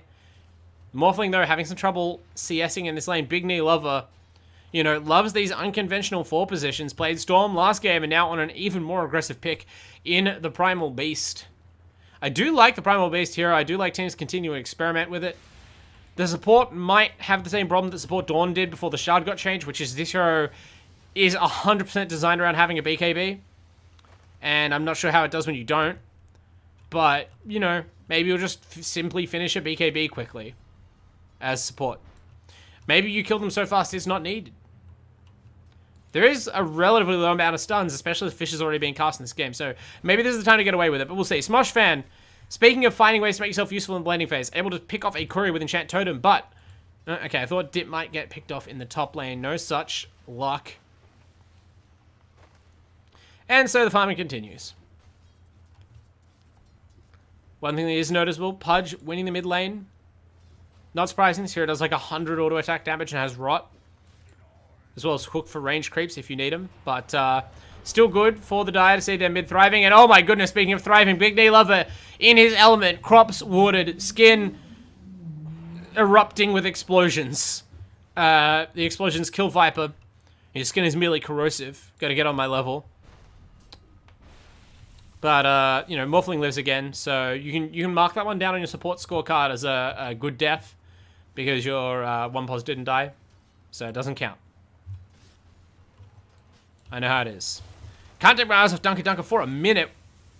Last game he took a backseat to Amos, that's true, and is kind of in the native position he assumes on this team as such a farm-focused carry player. Does it for the squad, but... definitely in this laning phase, he is flourishing already on this Slark. Super low level, right? Normally you think, oh, Slark's not level 6 yet, let's bully him. But the Mars is the one getting bullied out of lane here. This Earthshaker pick really being exploited aggressively. And speaking of being exploited, I think it was literally in last week's cast that I said support Viper, 5-pos Viper is kind of a thing of the past, kind of dead. I think we're seeing why. Like, obviously, this hero is just getting destroyed because it's very static and you're against a stronger lane. You're against Primal Beast, for God's sakes. But the Viper just doesn't even have the same bite it used to. There's been mana changes, spells getting, you know, touched in ways that don't favor the support build. And you just can't put out enough pressure. Even something like an Ogre that just had a stun would at least let you peel off some of the, you know, pursuing Primal Beast. But... you know, there's no way to alleviate that pressure, and Viper's just kind of tanking the ganks right now. Speaking of tanking the ganks, Amos just drifts bottom, kills that Mars. If Berserk needed this laning phase to be going any worse. Game 1, he at least had a good lane, was able to, you know, exert his will in the game for a little while, but this time, that feisty offlaner has become the target. Space for Smosh Fan, I guess, but Slark is going to really contend with that idea. Dunker, though, missed the pounce. So Smosh trading pretty well here. Gets off the... oh, the stun doesn't quite last long enough. I really like the thought there, but, you know, unfortunately, good opponents often just make sure that they are playing slightly within their limits, and so it was for Dunker there, aware of the timing for that Mars to TP in and hurl a spear, and did not press his luck any further. Just slipped away in time. Meanwhile, at the top lane, looks like that's where hostilities will be rejoined first, and this Pudge... also attempting to rotate from the mid lane, but this time you're rotating into the Primal Beast, and it just continues to go along. Big Knee Lover. He's big all over right now. This Primal Beast is enormous, shutting down that Pudge. The Viper goes down as well to Divineness, and that's a disaster. 2,000 net worth lead at 6 minute 50. nothing's working out here right now. I mean, the Morphling is at least getting to CS. Cheese, proving just like in game 1. He's focused, like Dunker is, on the objective, but Dunker has such a supporting cast behind him right now, actually. Might need that supporting cast shot, because this Slark is very dead. No pounce available. Berserk just walking him down. So Smosh Fan, now that the lane has opened up a little bit, now there's been some drifting from the supports, has been able to kind of play his way into the lane as the Earthshaker and get something done, but at what cost? This Mars is so behind. You're going to have to really rely on this Pudge maybe to be strong in the mid-game, but the Pudge just went top and died, so... Now trying to get revenge onto the Tiny. Divinus rotating over just to level 4 Rubik. The lift will have to be enough. Ghost has the hook. Can he hit it? He does! Can he get the auto? Wow, if Tiny was... I don't know, if you prime an auto first, is there some way that you turn that? Only God knows, but... Now Ghost is going to turn this onto Divinus. Has to be wary of teleport support or just the Fate Bolt. Rots too much. Maybe it was wiser to just get out of there. Dip does end what was a killing spree for the Rubik at 8 minutes, but none of this is really that great for the Dire. If Big Knee Lover, I mean, 5 stacks of poison and an Urn Charge. Never mind, maybe that was good enough. Dip did need to recover a little bit. Didn't realize he had that Urn Charge, so that fighting does pay off. Somewhat. But it's rough to see the Pudge go down again. And now the Earthshaker punished for his role in killing Dunker before, of course. The Slark has now hit 6. Immediately queuing up the Diffusal. I had a feeling we might see it.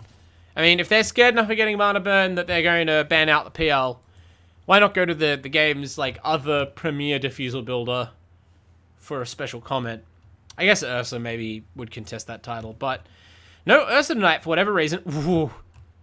Ghost kind of showing where the ward is. I mean, you expect that now that Slark is level 6, they're kind of going to sniff it out anyway, so not going to put any sort of shame onto that hook attempt. Unfortunate that it missed, but, you know, as Wayne Gretzky would tell you, you miss every hook you don't throw.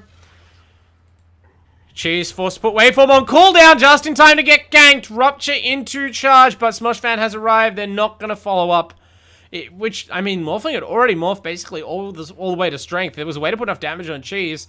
That would be pretty solid, but they are respecting Smosh Fan. It was a nice thought, though. You can see the Radiant.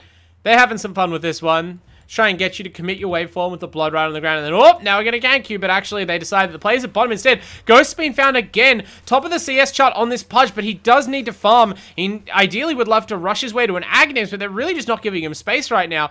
That unfortunately, by sending those heroes to pressure top, you don't really have the damage to finish off hero that tanky, and Amos actually going to find himself. No! He just turns and explodes the Pudge. That's what I was scared of happening last time. This time, the prophecy is paid off. Both mid laners die. Now, in comes... Oh, Big Knee Lover actually steers around the Earthshaker. Interesting tech. Literally slalomed around the enemy hero. But draws the TP out, which I guess is as good as you're going to get. And yeah, I mean, we're seeing the danger for Pudge right now. 3 and 3. He does have 3 Flesh Ape stacks, so maybe you're just like, worth. But, you know, he's trying to farm there when he got interrupted. And to go back in and unfortunately take a death because you hooked the Tiny, it's so hard to... You know, maybe that's just how it has to be, but it's brutal to watch. You want to see this Pudge go off. But the pressure is still on. Speaking of pressure still on, she's not being given a moment to breathe in this top lane. Big Knee Lover and Jenkins are back. Plus help from Divineness. Dunker being pretty alright in bottom lane right now, running that ultimate. They still haven't dewarded this. He hasn't flown himself out of Sentry or anything, and he supports it both teleported top lane, so I don't know if this is just like... I'm sure it's not purely just carry mentality, I cannot buy a ward, but a little bit awkward to be not fully gaining the benefit of your passive as Slark, but that's alright. Might be more awkward if standing under the ward gets him ganked by this Earthshaker, but we'll see. Looks like they're going to let the the Radiant have the 2 on top, but Smosh Fan didn't open with Fissure. I mean, it's hard either way, right? Like, if you Fissure from the trees, gonna have a hard time walking up fast enough to catch the Slark, and if you don't... Oh, man, Ghost jumps forward, can't immediately... Oh, he actually has no Dismember cooldown. Never mind, I thought we were going for Jump Dismember. Dunker trapped in by the Marza in a pretty good answer, it seems like, to the Slark ultimate. Slark, though, just holds his spells. Dunker, such an old head, just knows that there's not enough damage here, and Ghost never found the hook or the Dismember, so Pudge's presence here, kind of a wash until you turn around and settle for the Primal Beast. Maybe that was the bait all along. Big Knee Lover got a pretty devastating pulverize off with no support. He's trapped 1v3. The Slark has left him behind and returned to the farm. Such is the life of a 4 position. Speaking of, Dip is playing 5 technically today, but equally hapless. Just teleports into 2 heroes, just eat a bunch of spells and probably die. Divinus has stolen Rot, which is always a little bit awkward. Did put it to some use there. They will bring down their target, and now the Pudge is ruptured. He's just standing his ground against Jenkins. Divinus regenerating on the back end. Ghost, realizing he can't just stand exactly where he is, tries to walk a little further away from the tower and get off and eat, but, I mean, it's not happening. Divinus just gets to steal that. Didn't toggle the rock that time, and Divinus is paid. That's what he wanted to find all along, I'd imagine. Bit awkward to give that up as well. You might have just been better off feeding it at the tower anyway, or dying to rupture. Now you've given the Rubik a very dangerous spell for the next couple of minutes. And, I mean, Pudge, again, killing a lot of creeps, checking the network chart, actually still on top, which says a lot about this hero's farm capacity and how much running around the ready end are doing to find all these fights, but you have the feeling it is paying off enough. Looking at the Morphling again, Amos though tossed a creep. Maybe they need a big knee lever to come through beforehand, but it might not matter. Pulverize, actually the Strength Morph, it's doing enough. Cheese is going to get away from this. That toss on the creep, very unfortunate, and Divineness... Oh, Divineness stole Morph. Did he still had the E? Oh, wow, they killed the Morphling. Big Knee Lover just kind of barrels into the trees with Onslaught and finds the kill. I mean, Berserker's going to retaliate with the Arena. Does get the kill somewhere on the back line. Tiny has been hooked outside the tier 3 by Pudge. I'm not even sure why Amos was there. I mean, the Morphling was dead already. Maybe they wanted more. That's greedy stuff, but Amos is able to slip the noose. Just kind of got the avalanche off and walked away from Pudge before the rock could disable the blink for any longer, but they might actually chase him down. Ghost teleports forward, has the hook in 2 seconds, pops up the hill with the Tumbler's Toy. Infamous Amos going to realize his danger, has blink off cooldown just for the hook. They will not catch him. They might catch Jenkins, but probably not. What a tense game right now. What an incredible kill on Cheese. I'm not even necessarily sure that Cheese had a way out of that, but just the belief to chase that far as Primal Beast shows you what kind of player you are dealing with in the form of Big Knee Lover. Big play lover, am I right?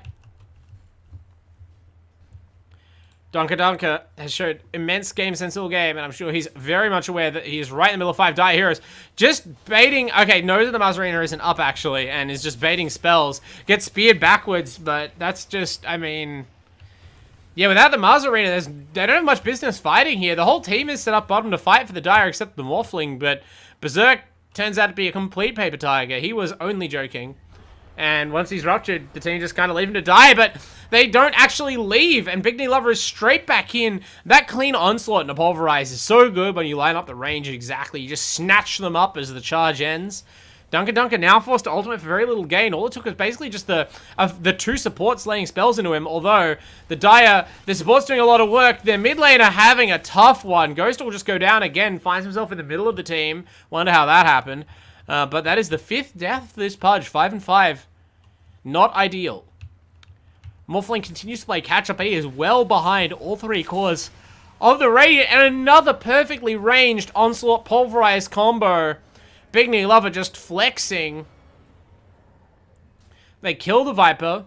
Morphling now decides he has to come to this fight. He has to try and get in on these kills. If there are indeed kills to be had. Dunker sneaks his way to the trees long enough to regen. Smosh Fan fires the Echo, gets the kill. Did Divineness steal it? No, he got the enchant off. Smosh Fan made the play that was required. I thought that maybe the Slark had regen just enough, but it wasn't so. Level 4 Aftershock gets the job done. That was so crucial. Killed the Bloodseeker as well. That was a 2-core hero kill Echo Slam. And that's like without Blink, without Force Stuff, without Ags, without even the Shard, without setup from his team.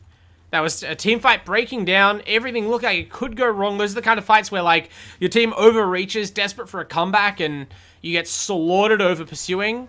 But instant decision. As soon as that Bloodseeker showed, just bang, pulled the trigger, got the enchant off, didn't give the spell away, and now has the blink because of it.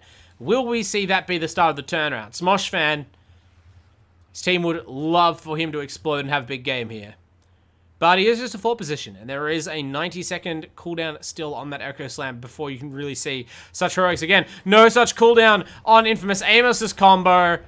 or on Big Knee Lovers for that matter. This hero infamously short cooldown, 32 seconds. Pulverizes can be used between after each use. It was already ready this time. Pudge only gets pounded a couple of times though. The Mars Arena plus Viper combo doing a lot to these stationary heroes despite their tankiness. Ghost, he's ruptured and pinned down, almost certainly dead, does die, has to pick the manner of his demise. He gives the kill to Dunker, who is in amongst it on the Slark. Cheese trying to find a way out of here now on the Morphling, maybe regretting showing up to this fight. He has no teleport. He teleported to get here.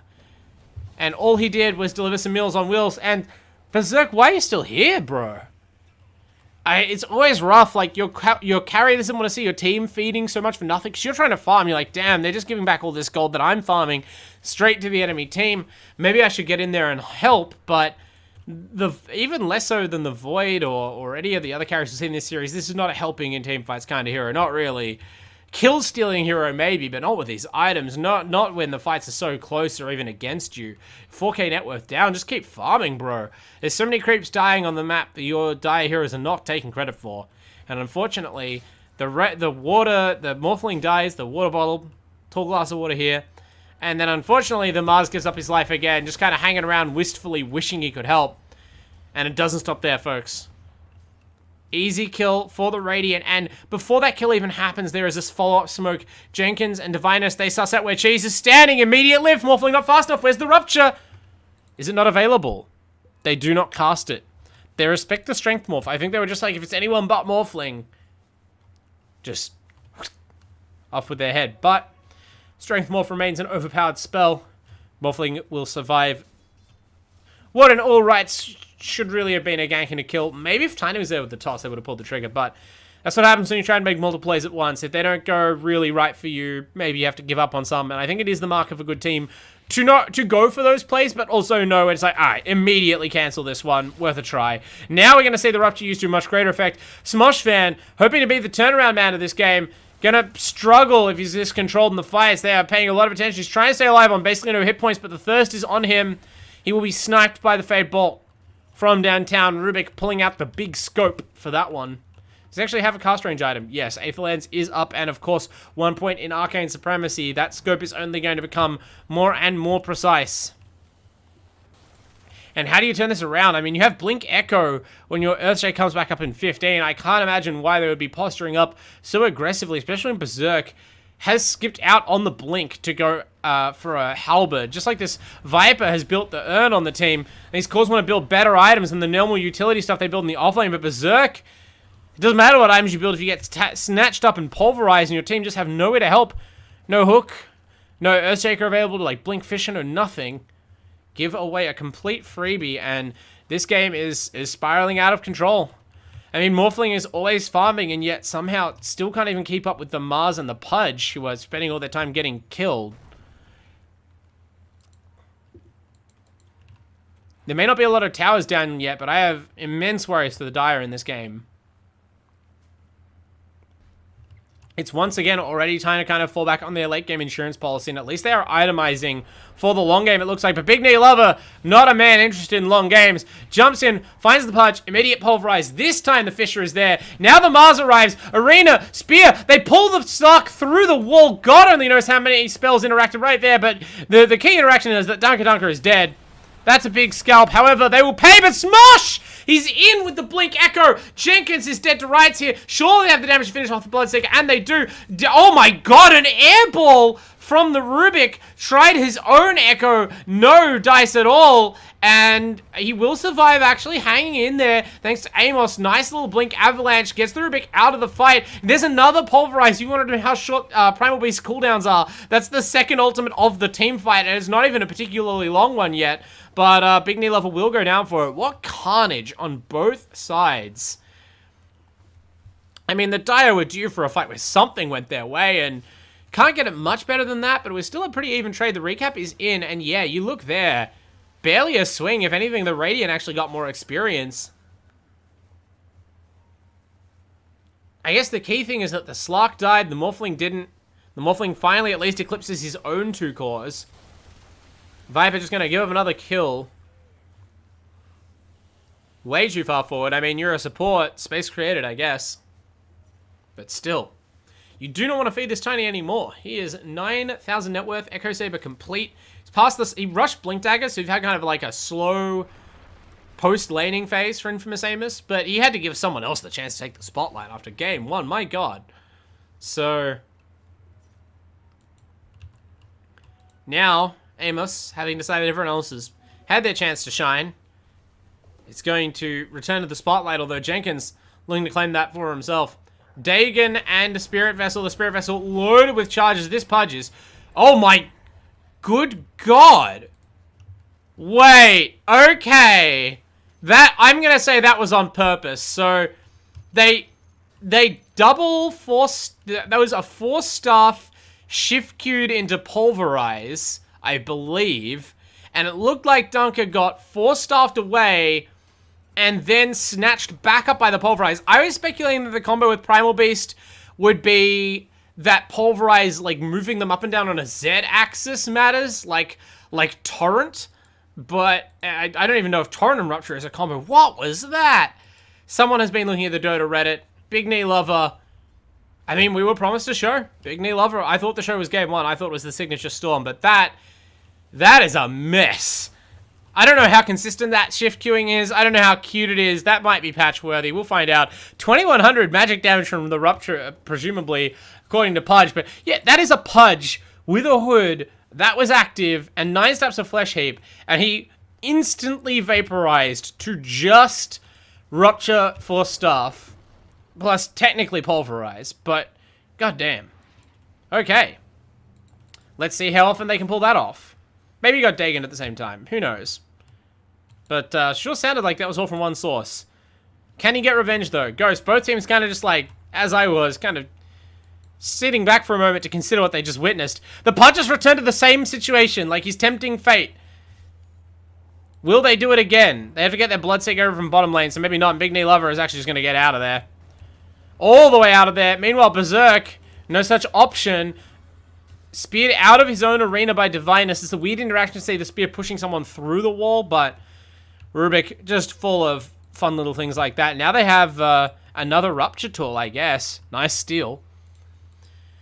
Smosh, been having a big one so far on the Earthshaker, at least in the gaps allowed, right? You only have so many Echo cooldowns. You're still just a support. Just a boy. Trying to fight against grown men in terms of, you know, damage output, survivability, vision, net worth. The bottom net worth hero in the game right now, but certainly not the bottom hero in terms of contribution. That would, I'm afraid to say, right now have to be chasing the Morphling, which is obviously a factor of the hero pick and of the draft and the way the game's gone in general, but still, you look to your carry player in times like this and you just kind of like hope against hope that they'll just show up suddenly. Berserk, no one showing up to help him though. He actually wasn't today's Rupture victim. He was just tiny comboed, and now Dip is also going to die. That dangerous Rupture spell still being held, and they want Ghost. They're picking Big Knee Lover and Jenkins. They're pursuing. This is like a horror movie suddenly. You wouldn't expect the Butcher to be the victim. But he is running for his life. Luckily, unlike most, you know, unfortunate teenagers visiting a cabin in the woods near where a serial killer happens to be buried, Pudge has a teleport scroll. So we'll just kind of just peace out of the situation in general. And now we'll scout. Oh, did that ward expire literally as he planted the sentry? It did. Absolutely nothing can go right for Ghost this game. Just owned. Rubik gets a steal.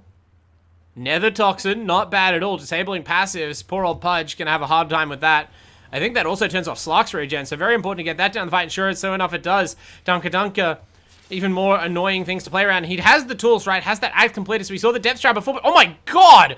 Look at the damage. Has to desperately shrug off that Viper dot. Now the team, though, left to their own devices. Big Knee Lover slamming down with the Pulverize, but this time there's no obvious combo. They're in a bit of a shambles. The Radiant Amos goes back in to try and remedy things. There's no great target to toss the Pudge to. Didn't go far enough. And in fact, he just dies. Jenkins got to kill... Oh, the Dagon. I was going to say, somehow, it's kind of spat on him, but... I mean, the Dota equivalent of spitting someone really is a level 1 Dagon. Kills off the Mars, but that was the worst aim fight we've seen in a while for the devoted lover Chads. Just kind of didn't come together for them. So, okay.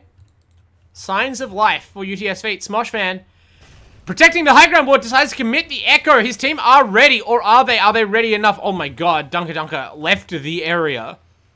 He was out of there so quick. Like, is that an illusion? What happened? Where'd he go? Just kind of force pounce out of there. Divineness going to pinch Fisher? Yep. Misses it though. Smosh blinks past it. This Earthshaker continuing to have a game and a half now. Blink and Aether. It's unfortunate though that last Echo didn't get any kills because they've been desperate to get him. It's been one of their main tools. They will eventually, I guess you can credit this Rubik kill to that. They eventually get Divineness, and that is a mega kill streak. Shoutouts to Divineness also kind of having a game right now. But a game cut short. 8-2 and 12 on the Rubik, goddamn. I mean, part of that I think is down to the Bloodseeker, right? The Thirst is just like going to lead to a lot of Fate Bolt snipes out the back of fights. We've already seen some, but yeah, really solid Rubik play all around. Still 36-21, and with that considerable amount of goal being given over, they are within striking-ish distance. It's not great. It's a definite deficit, but you know, look at this. This T1 tower alive at bottom, barely taking any damage. Smosh fan hanging out behind his carry, loyally pump faking, just stroking the totem. You and me, baby. You and me. We're gonna turn this around. I'm going to need to manhandle it in a more serious fashion soon if Jenkins has anything to say about it. I thought this might have been a smoke, but just rolling up the hill like they've got ward vision of it, which in fact they do. And Cheese does... No, he's going to walk up into all the heroes! The combo, he dies instantaneously. No chance to BKB. Good God, that's brutal stuff. I mean, it's only possible when your opponent is like walking uphill into you like that. But I mean, Primal Beast, if you're fast, I'm sure you can shift Q that while they're stunned from onslaughts. As long as the Bloodseeker is at the ready. Damn, these heroes are not safe. And that's a crushing thing to have to deal with, right? Like, when your opponent kind of like unveils a mechanic that you've never seen before in the middle of a match, it's so hard to react. Partially because of the mental blow that it's just like, wait, no, hang on. How much damage did that deal? What is Ice Frog on? But then, you know, to actually have to counter-strategize, like, oh, I guess we build Lincolns now? And hope that they don't, I mean, like, what if they build a second Force Staff? Like, that seems good anyway. You know, what do you have a Lotus? Does that help? Does that not just make you take more damage if it pushes Big Knee level that far away? It's down to this Pulverize spell. I've already seen some weird interactions with it, like, it sets the position of the enemy hero, but yeah, really, really interesting to see. The Rupture Primal Beast combo coming to the fore. I'm sure this was used somewhere else first. I just haven't seen the thread, or I didn't catch the specific pro game this was used in. But for me, seeing it for quite the first time at least, it is quite a treat. Then again, I do not play for UTS FEET, so you know, I'm able to sort of enjoy a bit of Dota comedy / highlight reel play.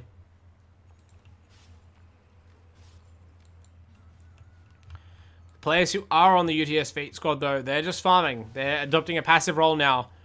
Morphling's response to this dumb combo is just to tank up beyond belief. Skadi in the queue. Doesn't seem like a bad idea. Dip's going for a BKB on the Viper. Mars going for a BKB as well. Never buying a Blink Dagger on this Mars, which I'm in two minds about. On the one hand, yeah, you're behind. Yeah, you have other initiators. Yeah, it's nice not to have to spend that money on a Blink.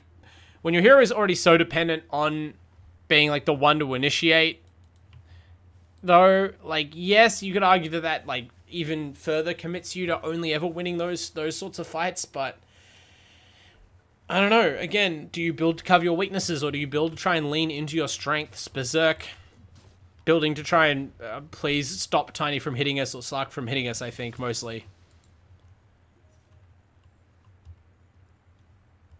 We'll see. The Radiant are smoked. Looks like the Dire have the read. They all stack behind the Pudge at their tier 2. Couldn't get much safer than this. Now they're going to retreat to the high ground potentially, but the high ground is where the Radiant have their wards. They just find the Pudge. He's dead. They don't even need the spicy combo. Big Knee Lover messed it up that time. No shift Q on the Viper. I think the difference is where they're facing, right? Because you want them to be facing away from you. If you push the Viper through your own body, your hero isn't going to be able to follow up with the cast. So maybe that's probably one of the biggest reasons why it might be less reliable than it seems so far. But I mean, all it means is that the death is a little bit less exciting. Still a dead Viper. Feels like that's been happening a lot this game. 13 deaths. Poor old Dip has died something like 30 times between these two games, and we are far from done, potentially, unless they want to throw in the towel. Wouldn't be an early GG. I mean, 40 kills to 21, 15,000 net worth lead. They just lost their second tier 2, so the top side of the map just completely forfeit now. And this Morphling's already struggling to find space to farm. Amos lofts Smosh Fan out of the base. They are done with this Earthshaker. They're like, buddy, you are not hitting us with any more Echo Slams. Sure enough, he didn't get that one off. Now, Divineness, an equally impactful support this game, also sniped in the top. So they do take some sort of equal trade, roughly. First time that's happened in a while, but poor old Ghost on this Pudge, man. This mid Pudge just has not materialized really in the game. I mean, not for a lack of like good Pudge play, but just from this hero is just a big target, and there is no amount of tanking up he's been able to do to survive this damage, right? I didn't think Bloodseeker would be so effective, but I was considering it in the light of like Bloodseeker having to chase the Pudge or having to even make the Pudge run in the first place, not them always having either the tiny airlines follow up or this sickening Primal Beast 4-staff combo. But yeah, the devoted lover chads, their tour de force continues. They know Dota, folks. And Big Knee Lover certainly also loves to flex on them. The standard goes down. It's, yeah, some sort of pickle, I guess. Kimchi something. In on the Mars, Big Knee Lover has that BKB as prophesied. Took 30 minutes, but I'll tell you what, Big Knee Lover hasn't really been hitting for the one of it. Wow, Ghost can't even be in range for the hook. I really thought we were going to catch the Primal Beast there with the no mana. Cheese tries to catch him, but has to be very careful. Forced to BKB. Basically, immediately, they turn it into Dunker, but Dunker throws down his version of the BKB, the Ag Scepter. You would think it would be hard to stand and deliver as the Slark this game against such mobile heroes, but they're able to, and he pins down Cheese. He starts stealing the Morphling's Agi. Only Morphling's meant to touch Morphling's Agi. Smosh, never done with big plays, can't be contained for long. Gets onto Dunker, but Cheese had to morph Agi, I think, to get that kill. Means he vaporizes under the infamous Amos Tiny combo. And another messy, gory, blood-flecked fight turns eventually in the favor of the Radiant. And so does gold follow gold, net worth follow net worth. Win probability follow win probability. Tower follow tower, and potentially win follow win for a 2-0 clean sweep set here. That's assuming the devoted lover chads can close this out. They're shying away from the high ground. Still 2 die heroes dead for 30 seconds, but they have no creeps. So, yeah, I guess. The draft isn't the best at hitting towers. Like, considering that they have a tiny hero that explicitly has abilities to make him good at hitting towers, pretty medium. They kind of just need to be in a completely dominant phase and just post heroes up behind the Raxes to completely zone the enemy off while you explode those buildings as the tiny, or just backdoor. But, yeah, they weren't in a position to try that time. I guess they were focused on the farm. Tiny does have a deadlist now. It's worth remembering. This is infamous Amos mid Tiny, right? He has the top net worth 3.5k ahead of his own Bloodseeker. A staggering 6.5k ahead of the enemy Morphling. Goodness gracious. And yeah, I guess the Dire are right to be cowering in their triangle. Poor old Ghost. Again, reduced to half the net worth of his opposite number mid laner. Not necessarily his fault. Factor of how the game's gone. Factor of the relative heroes. I mean, factor of the heroes, you would expect the Pudge to be dominating the Tiny and farm, if anything, with how fast this hero farms with Ags, but Ghost has had to represent, you know, strength for his team as the mid lane. Oh my good god! Talk about representing strength. The tree toss. It's been a little while. It's been a couple patches. Amos reminds us the tree crit removes the Viper. He gets final destination by that bouncing log. And the rest of his team, they are also doomed to an unlikely and, I admit, somewhat comedic end. Just like the movies. Infamous Amos flexing on him for a second game in a row. Completely different pattern of hero. Completely different supporting cast. Doesn't matter. The devoted lover chads, what they love is winning. And also getting a lot of hero kills. And they are doing both those right now. Even Divineness gets in on the action on this Rubik, chasing down the Morphling. Cheese tries turning into the Rubik. Maybe should have turned into the Tiny. But, Ultimately, there's none of the fancy tricks in his bag are going to bail him out of the situation. The one that you need is BKB teleport, and it's a lot less exciting, but it does work. He returns to base alive. Unfortunately, he cannot bring back his tier 3 tower, so bottom lane Rax now exposed. The ever-methodical Dunker will pull back. But yeah, 23,000 net worth lead. And they haven't even really pulled back that far. Cheese gonna try and farm out the bottom lane. They know he doesn't have a teleport scroll. They know that this is the closest thing that he can farm. He has to shuffle it away. He's been ruptured. There's no tier 3, but with 2 of the heroes not on this side of the map, they just kind of let him go. I don't know, maybe they missed their Primal Beast combo there. I'm not sure. They missed something because they immediately thought better of that kill. And now in the mid lane, 2 can play at the game of map awareness, my friends. They go in onto AEMS. They're going to get the Tiny here. That is such a big kill. They're going to get the Slark. Smosh and Cheese combining. Wait, no, Dunker. He's in the depth shroud. He escapes. He slips away like the slippery little fish that he is. And Smosh fan, he wishes he had an invulnerability button. He just gets shaken down by Jenkins, rather. Slipping away out of here now on this Bloodseeker. Jeez, they have to chase him into the fog to figure out where he went. The silence. What a silence to cover the escape. But Ghost pulls him back in with a hook. But Big Knee Lever resumes hostilities. Oh my god, what a seesaw. What a roller coaster couple of moments. Great play to catch the Jenkins Bloodseeker, but you're actually locked in here with him, buddy, because the Primal Beast shows up, the big cellmate, to cover for the clever little guy. And now it's just mop up in the cell block. Cheese. This game certainly feels like a prison to him. This whole series has felt like doing hard time for a carry player. 2 very long, very sad games of farming, always behind, never catching up on the farm, watching your team feed, then you decide to come and help, then you feed, none of the items you get work, and the offlaner who bullied you is beyond godlike with a Dagon 5. A brutal tour de force 2-0 series looking like for the devoted lover chads. They are quite the unit right now. Maybe come finals time against different opposition, they will have to temper their crazy picks somewhat, but it hasn't looked like they're winning in spite of their draft. These are well thought out combos, and you know, these guys have deep hero pools. They're looking the goods right now. Very, very impressed by tonight's performance. And it's not over yet. They are forced back from the base. Only a single lane of Rax taken. Amos, not really, though, in any hurry to end the game. Has he queued up a second Daedalus? I guess that's it. Just wants more of those big numbers on the tree toss. Can't blame him. Against all these melee heroes, against, you know, the sick burst damage is what you need, right? To explode. Like, the Morphling really threaten the supports as well. It's interesting stuff, and most importantly, perhaps, it keeps him out of range of the arena, keeps him out of range of the Echo Slam. They just had too many melee heroes, and they realized maybe he just needs to become a ranged nuker. So, you know, nice little pivot.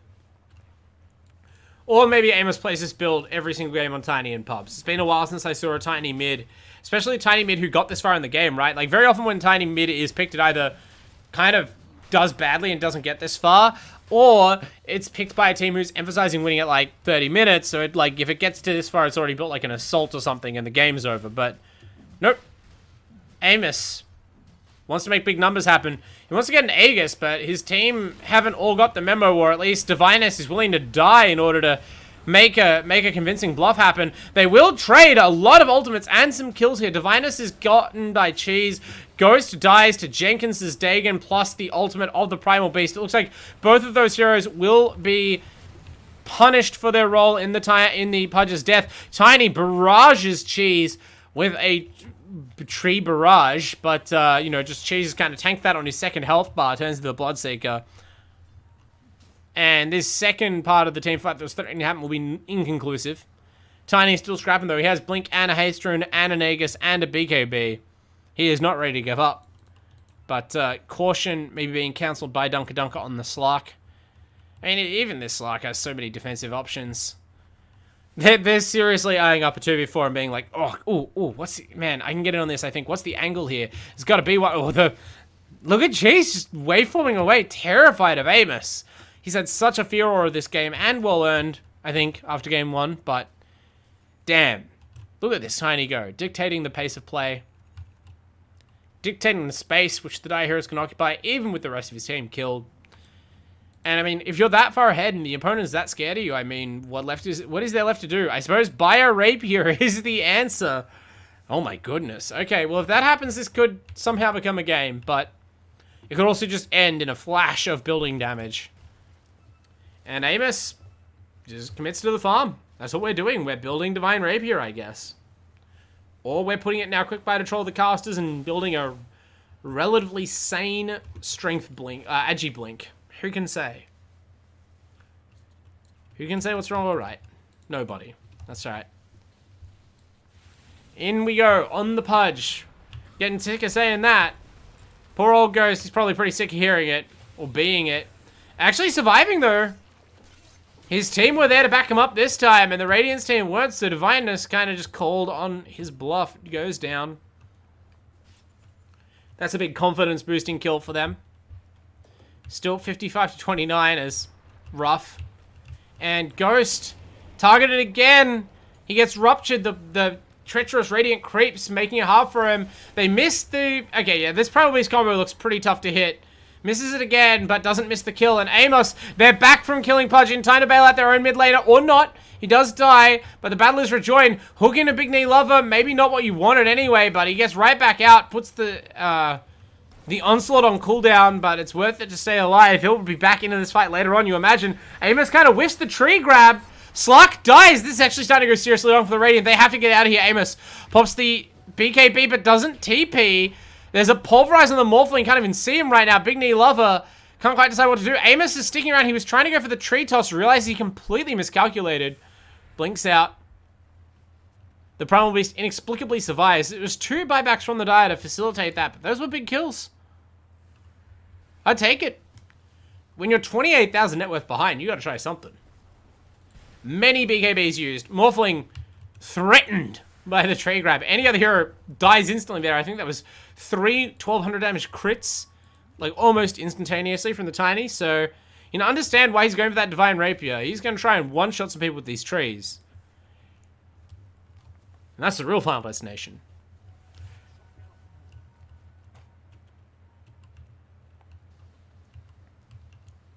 What's Cheese building, actually? It's been a while since I checked out the Morphling. His play's been solid, but just like last game, playing from behind the whole game on a relatively honest carry hero is just hard.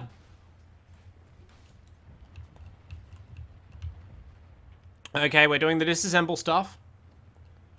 Turning our Mom, which was, I think, only recently acquired anyway, back into a Butterfly. Ghost misses the hook. Just mumbles Gretzky under his breath and moves on.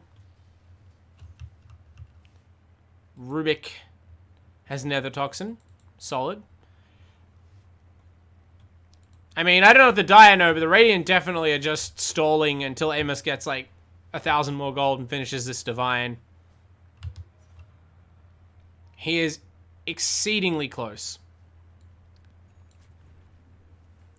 Then it will be Danger Hour in this game here for both teams.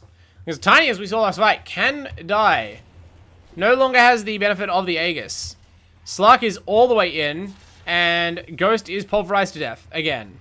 From the speed with which he died there, I'm going to say that was, yeah, that was the combo again. I didn't catch it on camera, but Ghost lets us know he got killed by a fair and normal Dota 2 mechanical interaction. That will no doubt become a famous staple of the game. Like other, you know, obvious mechanical innovations of the past, like Earthshaker Morphling, or Dark Willow Morphling.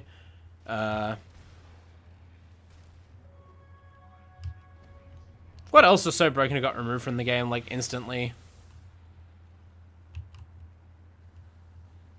I was going to say the, like, Centaur Ag CM, but I didn't even really get that nerfed. Anyway. Dunker trying to shuffle backwards. They just hurl the Wisp out of the way. Oh my goodness. They were trying to hold their ultimates. They were trying not to just waste their spells defensively, and Berserk, for the crime of not arenaing the high ground like a wall, is instantly murdered by E-Blade Dagon 5. This Bloodseeker knows no mercy and no chill. And he's going to buy a Strength Blink so he can keep up with this Primal Beast and they can pull off this combo more reliably. It looks like the game continues to stretch. Does Tiny? Tiny has the Divine. We can end. Finally. Good God. Okay, Amos. Show us the tree crits.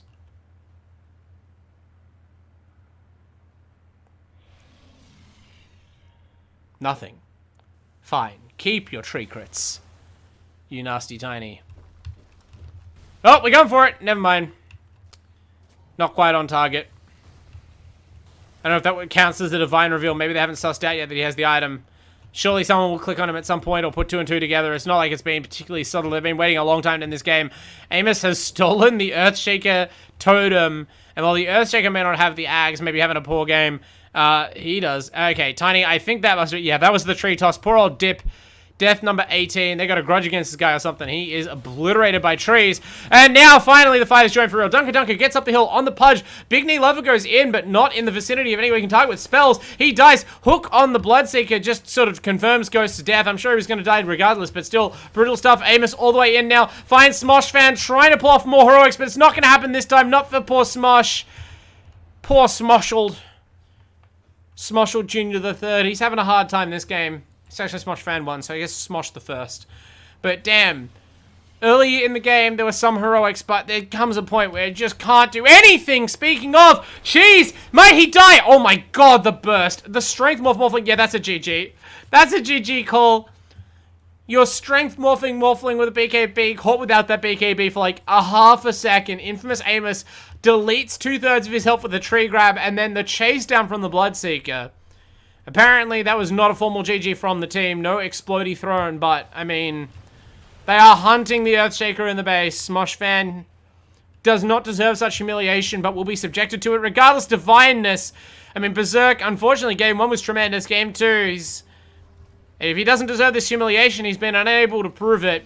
Just whiffs the arena there. Hasn't been able to get anything done in the game. Was destroyed in the laning phase. I mean, maybe that's the cost of Smosh's heroics. Maybe it's not worth it in the end. If the Earthshaker cost you on Mars the chance to have a game in the first place. And in doing so, it's become another arguably easy win for the devoted lover Chads. It hasn't felt like there's been such a gulf between these teams in terms of skill necessarily. There is now a gulf in terms of net worth, as Amos just kind of drops a rapier in the base. No one wants it. They just leave. The rapier's just chilling in the fountain. Okay. Big Knee Lover. Completely calculated, hits Q and charges up a charge in time to not get hooked back into the base. Good stuff. So, for all that we waited for them to get a Divine Rapier to end the game, that was 1 Rax that they got off it. Rubik is so far into the base right now. Oh, he's trying to get the Rapier! He's picked it up! Can he get back out though? No, he cannot! He just sacrifices himself. That was an interesting attempt, but he already put most of his mobility tools on cooldown getting over there. I think he ideally would have loved to hold on to the cooldown on the self-telekinesis, but he was forced to go too soon by the pressure of the Dire, and he ends up just kind of blinking the fountain with no gain. Does move the Divine out of the fountain slightly, but it's just waiting for this Morphling. So Morphling gonna come back up with the Divine Rapier available. And a Butter, I mean, they might turn this. Ghost has revenged himself on Jenkins, and Dunker. Oh no, Dunker gets speared to a tower. This is all over. My Primal is griefing, says Jenkins. I don't know about your Primal, buddy. Your Primal is not the one who got killed with the Divine Rapier in the enemy fountain, giving it to the now suddenly arbitrarily top net worth in the game Morphling. Is the game just over? Dunker all chatting. I mean, at first it's a joke, right up until it isn't. Is Roshana's available? Will Cheese go for... I think they're going to try and peel off this tier 2 first. And then they might fade back to the Roshan. It all depends. Cheese may not need the Aegis. I mean, with his Divine Rapier, his build is finished. This is a peak power Morphling, more or less. Maybe build a Hurricane Pike. But you watch him do... Infamous Amos, Infamous Amos is just... It's actually at the point where I'm not going to joke about match fixing the game, because that... Like, Amos, buddy, is computer disconnect? Does he need a pause? Is he losing packets? Is he losing the packet that says whether he still has his Divine Rapier? Is he seeing that in his inventory? Like a phantom limb? Just runs in and feeds to the Morphling for like the 3rd straight death. Jeez, they're going for the barracks. I feel like they should just go for the throne. They're just going to win this game. Tiny is dead for a minute with no buyback. Slark could buy back. If not, he's dead for 20 seconds. The Glyph will bail Radiant out very temporarily. What are they going to do about this? Pudge is rejoining the Radiant. Rupture on the Morphling. They need him to die, but his BKB is available. He presses it just in time. Cheese has the fast fingers when it matters. For a game, for what felt like 2 games, it felt like Cheese's diligent carry play was not going to matter. And then, like a Deus Ex Machina in the truest sense, he was gifted a tiny Deus Ex Machina, I guess. From the Stone the Divine. Cheese slides out of the base, using all his Morphling powers to evade capture. His team will die, mostly. So there is some win to be had. Oh my god, what happened? That was like 2 different 4-star. That is such a wacky interaction. Ghost just gets deleted, buys back, refuses to believe that he was just killed by that. But the important thing is, Cheese. They're like, to this man right now, he is the only living being on Earth. Nothing else is real. He's playing against bots. His teammates are bots. He's playing an intense game of hero survival. And his hero survived that fight. He is holding this rapier. And, I mean, this is not a game where... This is not like ZSMJ. Tiny has no backup rapier. They're just gonna have to run at the throne and hope. Cheese. Armed and dangerous. Rocking the lifesteal now over the Dragon Lance. Probably a good idea when you're hitting this hard. And they will drive the Radiant from the base. I was promised to show. This is not how I thought I'd get it. Slark pinned to a wall. His ultimate expiring. Divineness goes down on the bottom of the side of the fight.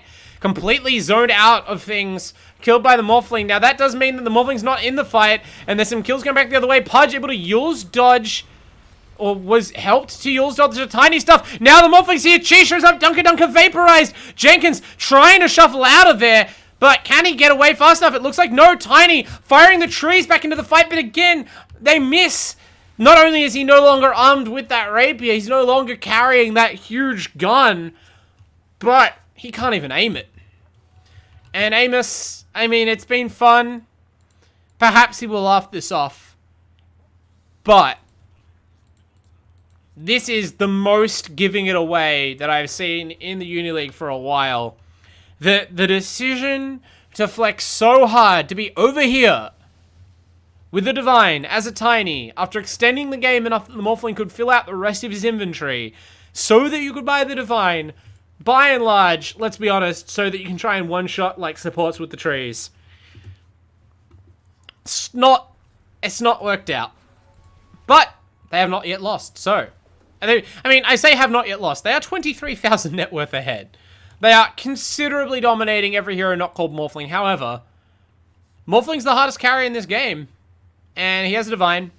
So, until someone else picks up a Divine, don't know how that's going to work for him. Amos is trying to recover, but even with a Divine, Amos is like a tiny with a 6-second BKB. I don't know that he outcarries this Morphling right now. Like, with help, sure, maybe, but Cheese is kind of flying along. If Cheese is able to get hands on, like, any sort of defensive item, I assume he's going to build a Satanic, or his team is able to get any sort of spell. Wow, Ghost. Okay, for once, Ghost not the target of the Rupture, and that's what happens when he isn't. He safely gobbles up a dip. Finally, the Viper gets to survive. Spared the humiliation of a 20th death. Or not! Oh my good god! Yeah, back in the belly. Go back inside the flesh golem where it is safe. Tiny attempting more lumber murder. Doesn't have the if the rapier was back, if you had the rapier still or he'd had the second one by now, that would have been a kill. Divinus playing very dangerous games here, trying to control the Morphling. Cheese respecting the pressure though, understands that this is not the only hero in the vicinity. There's no way Soul Rubik is doing this. Pops the BKB. No teleport for 12 though. This is very, very bad. Cheese has to get out. Waveform deeper into the trees, but the Rubik has so much mobility with the stolen Axe Shaker. This Morphling is going to die and give up the rapier. Jesus tries. No! Smosh Fan's in! Still the rapier goes on the deck. Smosh Fan hit a massive, massive echo, but it wasn't good enough. It almost felt like the stun faded immediately. I think maybe the aftershock wasn't quite in range or something, but no follow-up possible. And now it's got to be all over. Double rapier, Tiny. The tree grab almost instantly deleting the Pudge. Cheese buys back. He has to try something. They have to get onto Amos. He teleports back into the fight. What do they have to try and control this beast? No, Amos is just in too far. He doesn't have the BKB. This fight is turning chaotic and messy. Morphling maybe should not have picked up both BKBs, but Amos, the decision to once again play reckless with the rapiers, to not just pick up the 2 rapiers and say, maybe I should fall back and heal after this one, guys. My BKB's on cooldown. Let's just get the Aegis and reset. Nope. In deep, trying to end, and didn't respect the Morphling buyback, so now somehow Cheese, despite being caught dead to rights, has just doubled the number of rapiers. Tiny has donated a 2nd rapier. And now, Cheese can't decide what to backpack. Hint, it is probably the BKB, right? We're going to do some item juggling in a second, one would imagine. I think you want the butterfly in. You can put the BKB in for your post-Aegis life, right? I guess the thing that you're trying to avoid is getting tossed into the fountain, but you're a Morphling. You can come back up. Like, there's no AoE frame, like, active frame stun that would stop you BKBing and waveforming out of the fountain fast enough. They tried for the combo onto the Viper, but this time it's just cut off by a hook. Primal Beast goes down. She's still rocking that BKB. Double Rapier, no butter. Pops the BKB immediately. I guess that's the plan. Just pop the BKB, swap the butter into the inventory. We'll see how this works out. No butter swap at all. Jenkins just gunned down. I mean, it's 2 rapiers on a Morphling. Slark going after him. Maybe the best equipped hero to do so, thanks to his straight-up invulnerability. Morphling is inside the Pudge, I believe? Yeah. Right? Yes. There is full-on protect the... This game has turned so weird. It's fully protect the Queen, protect the Morphling now. They've stretched this game an hour. My dinner is so late, you bastards. I place 100% of the blame on Infamous Amos. I take back all of the nice things I said after game 1. But, you know, they don't need me to punish them for this kind of play. It looks like they may well end up just being punished themselves. Although, they've caught Berserk on the Mars. Even without any rapiers, that tree grab is a lot of damage. Tree toss. Tree barrage is a lot of damage. Tree volley. Why is it volley? Tree volley is a lot of damage. He's been serving up those volleys all day. But, they lack a bit of heft without this rapier. And Amos is undeterred. He queues up the 3rd Divine Rapier. What is happening? Just don't... I mean, I guess at this point you can give him the... Maybe the strategy is to feed Morphling so many rapiers that he's just forced to put all his real items on the ground, and then he's just kind of like a big watery pinata that drops 3,000, 6,000 gold items. Anyway. More Clown Dota happening. There are 3 Dire Heroes dead without... Actually, I didn't fully realize the magnitude of this. There are 3 Dire Heroes dead without buyback. I just kind of forgot that was real because I'm so tunnel visioned on these rapiers. But, Cheese, even with 2 rapiers, this is going to be tough. Still refuses to swap the BKB into his backpack. Desperate to hold on to his first life, I guess. That means no lifesteal, no Dragonlance. He does at least have the butter back in, but is he going to be able to actually catch these heroes? Dunka gets bowled over by the stun, but he's being... Okay, he's not committing to the throne. They want this Morphling. They are desperately trying to kill Cheese. I don't know if that's going to work out. He's got the lifesteal. Oh no, he's pinned in place. He swapped the lifesteal out of his inventory, and he has no attack range. He's brought down by the tree barrage, but that's just the first life. Had the luxury of the Aegis. Wouldn't it be nice if someone else had done that while they had the rapier?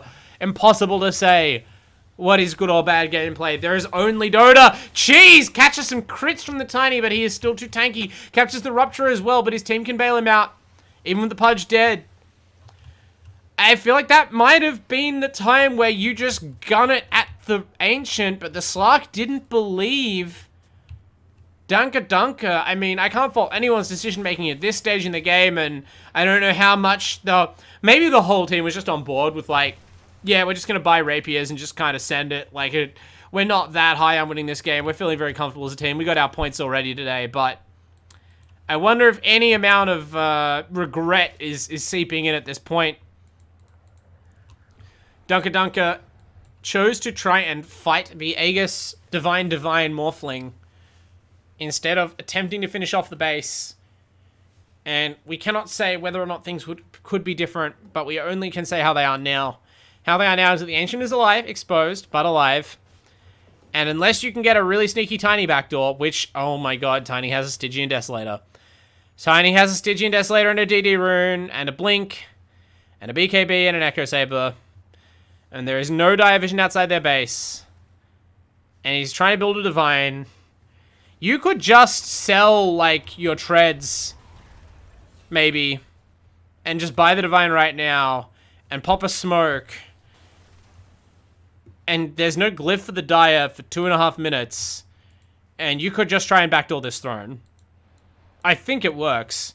That's such an, satanic amount of building damage. It does not seem as though Amos, like, for all the cheesy stuff that we've seen in this game, doesn't seem like Amos is the kind of person to do that, though.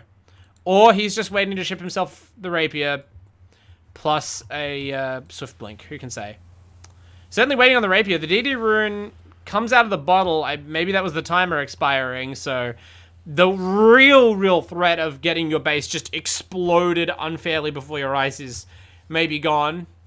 At least until the next DD rune is phasing the game. It always seems like they're dime a dozen. Viper dips out of that situation just in time. It's been a good game for Dip, at least the last... if you divide this game into two, the second game in this single game in a best of 2 series has been good. First one we probably forget. But if you take the last 20 minutes, I'm sure the Viper is like 3-2 or something. He just died 19 times before that. Anyway, I'm starting to lose my mind. Difficult to know what to cast really at this point as we wait for these teams to buy even more Divine Rapiers. Pull off even more sickening combos. This Pudge, it's like they only do this combo to Pudge, and I don't think it's Pudge specific. I think they just hate Ghost and they want him to suffer. That's my working theory.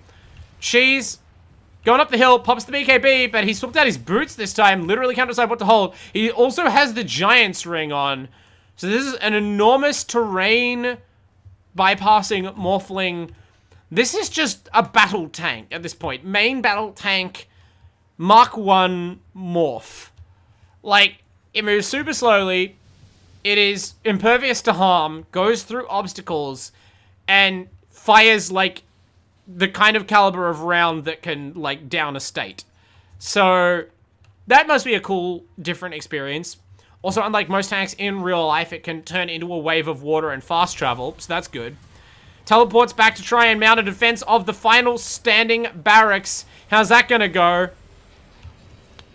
Ghost is again killed by the same combo. Has to be getting really sick of that one, but there will be reprisals this time. Nice avalanche by Amos. He's able to spare his team the Wrath of the Morphling for a few more seconds with Jenkins. He's gonna feel it. They are kiting for all they are worth against this Morphling. And finally, he's out of BKB, out of Satanic, and out of his base. Retaliatory Echo Slam. Smosh Fan, refresh Echo Slam. Dunker dies instead. That is a dieback on the Slark.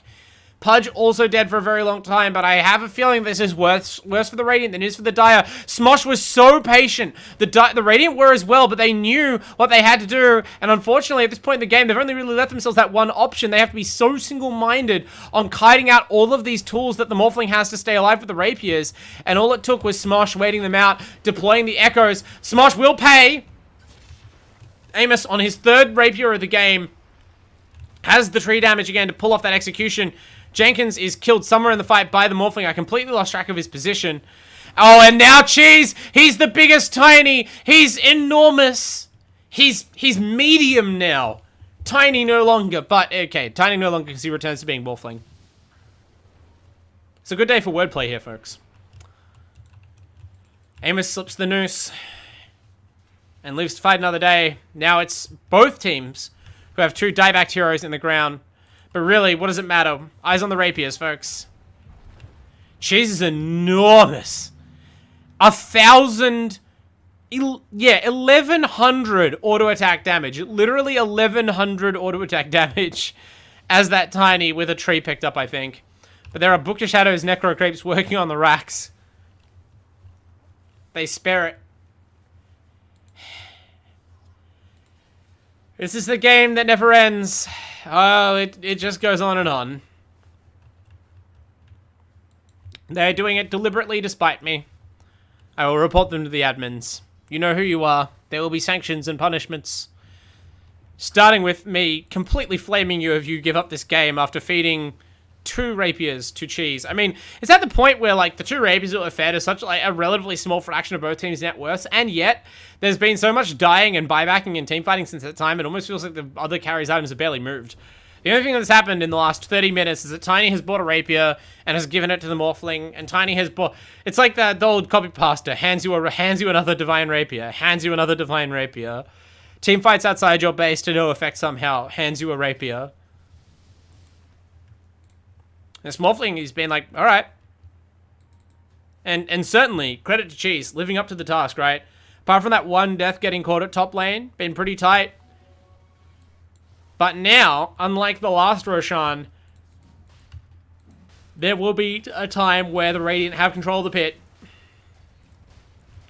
And Amos, maybe with an Aegis Amos, he'll be able to get the job done. Or will they give it to the Slark? He's queued up an Ag's recipe. So it looks like Dunk will be the one to have the slot, but I mean, either of them could as easily swap out their BKB. Had more carry item inventory management here than I've seen in, you know, many a year. Real ice level stuff. Oh my god, Smosh fans in the pit! Dunker does get the Aegis. Again, he's able to stop the steal completely, but he does immediately give that Aegis up. And now he might die a second time. He's trapped in the pit against the Marzarita, perfectly placed by Berserk. I feel like I haven't said his name in half an hour, but he is still in this game, he reminds us. Great ultimate, almost wins the game on the spot, and it's still looking pretty good for him. The Morphling has the cheese, though, and there's a buyback from the... Primal Beast is absolutely chaos right now, but the eyes are on the Morphling and on this Slark. Dunker, he has to get out of here. He's being pursued, but Cheese, he's so slow right now. Even with the travels back in his inventory, he can't keep up. The base is under siege. The Dire kind of teleporting heroes back just to cut off any potential backdooring from Dunker. Remember, he has the Desolator, but does he have the damage? I don't know that he does. He's not the Rapier holder. There's a Wind Waker on this Bloodseeker, and that's about the only thing that will save you from the Morphling. Big Knee Lover forces the BKB out of Cheese. Cheese is going to force a die back out of him, though. Big Knee Lover, he's had a reign of terror. He's absolutely griefed this Pudge all game. Griefed the mid-Pudge into the 9th place net worth on the chart, below the Primal Beast himself. That is how brutal it's been. But it will be Pudge who potentially has the last laugh as Cheese, unperturbed, marches down the mid lane, just eats the cheese for effect. Just to regenerate his cheesy powers. And also to make room in his inventory for an Eye of Skadi. Select your weapon loadout for this life. At this point, just swap the Butterfly in over the boots. What do you need Travels for to kill the throne? But, I mean, what do you need anything for to kill the throne right now? Tiny dead for 10 seconds. That glyph is... It's shocking how impactful those few seconds are when the Tiny is respawning soon and the Morphling does this much damage. Your throne could have been killed in this time, it feels like. Cheese persists in having the Travels equipped, but... The fight may happen now. Amos is back and alive and BKB'd and fighting. He has his own Giant Ring. Cheese is dead. He's caught in the vortex. He is blasted by the Dagon 5 and he is toast. Maybe regretting not having that Butterfly in the inventory. Who knows? Would it have saved him? Maybe. Maybe not. Maybe the magic damage is what did him in there. But damn. They can't get the throne. Neither team can get the throne. And fighting out in front of the tier 4s has not been working out. However... There is still no Primal Beast. The Viper has a buyback. It will be a 5v4. Where are the Rapiers? Slark has made room for one, but not received one. Tiny is just holding all of them.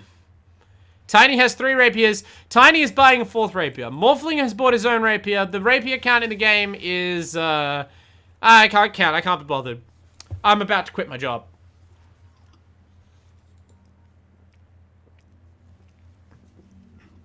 I told them that if it went to 3 hours, I would put the game on undirected cam. And, you know, kind of let it cast itself. At this point, I think I could just put it on, like, hero follow Amos. This hero... Write a script that camera follows the hero holding the most Divine Rapiers, I think would be, like, an acceptable compromise to most viewers in the Dota community.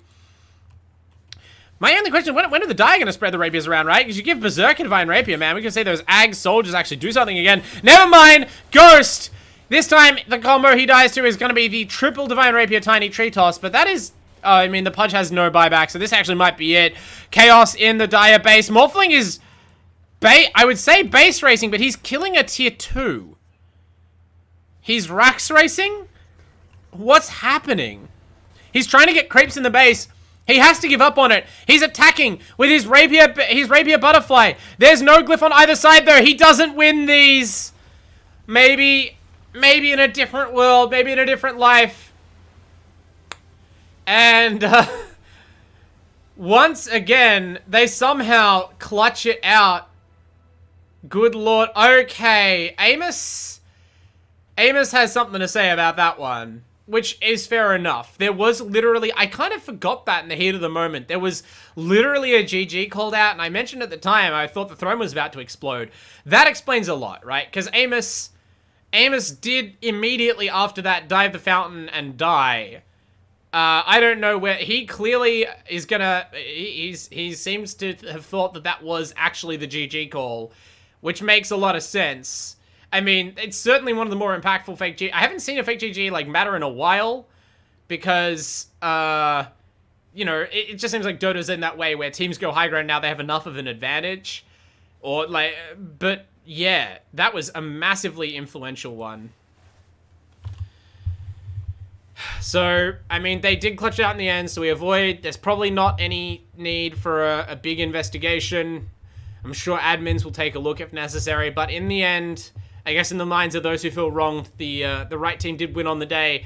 Amos was able to clutch it out. At least we got to see Cheese flex a little bit on the Morphling, but in the end, couldn't get it done in the clutch. This poor Pudge got bullied hard. And let us not overshadow or forget the hilarious Jenkins big knee lever combo. Go try that in your pubs. Get your mate together. Practice it in a bot lobby first, maybe. Shift queuing. I'm pretty sure the interaction is, yeah, having the Aether Lens to increase the cast range, then you can force staff grab them, and the grab pulls them back into your hitbox, basically, and that counts as movement for Rupture or something.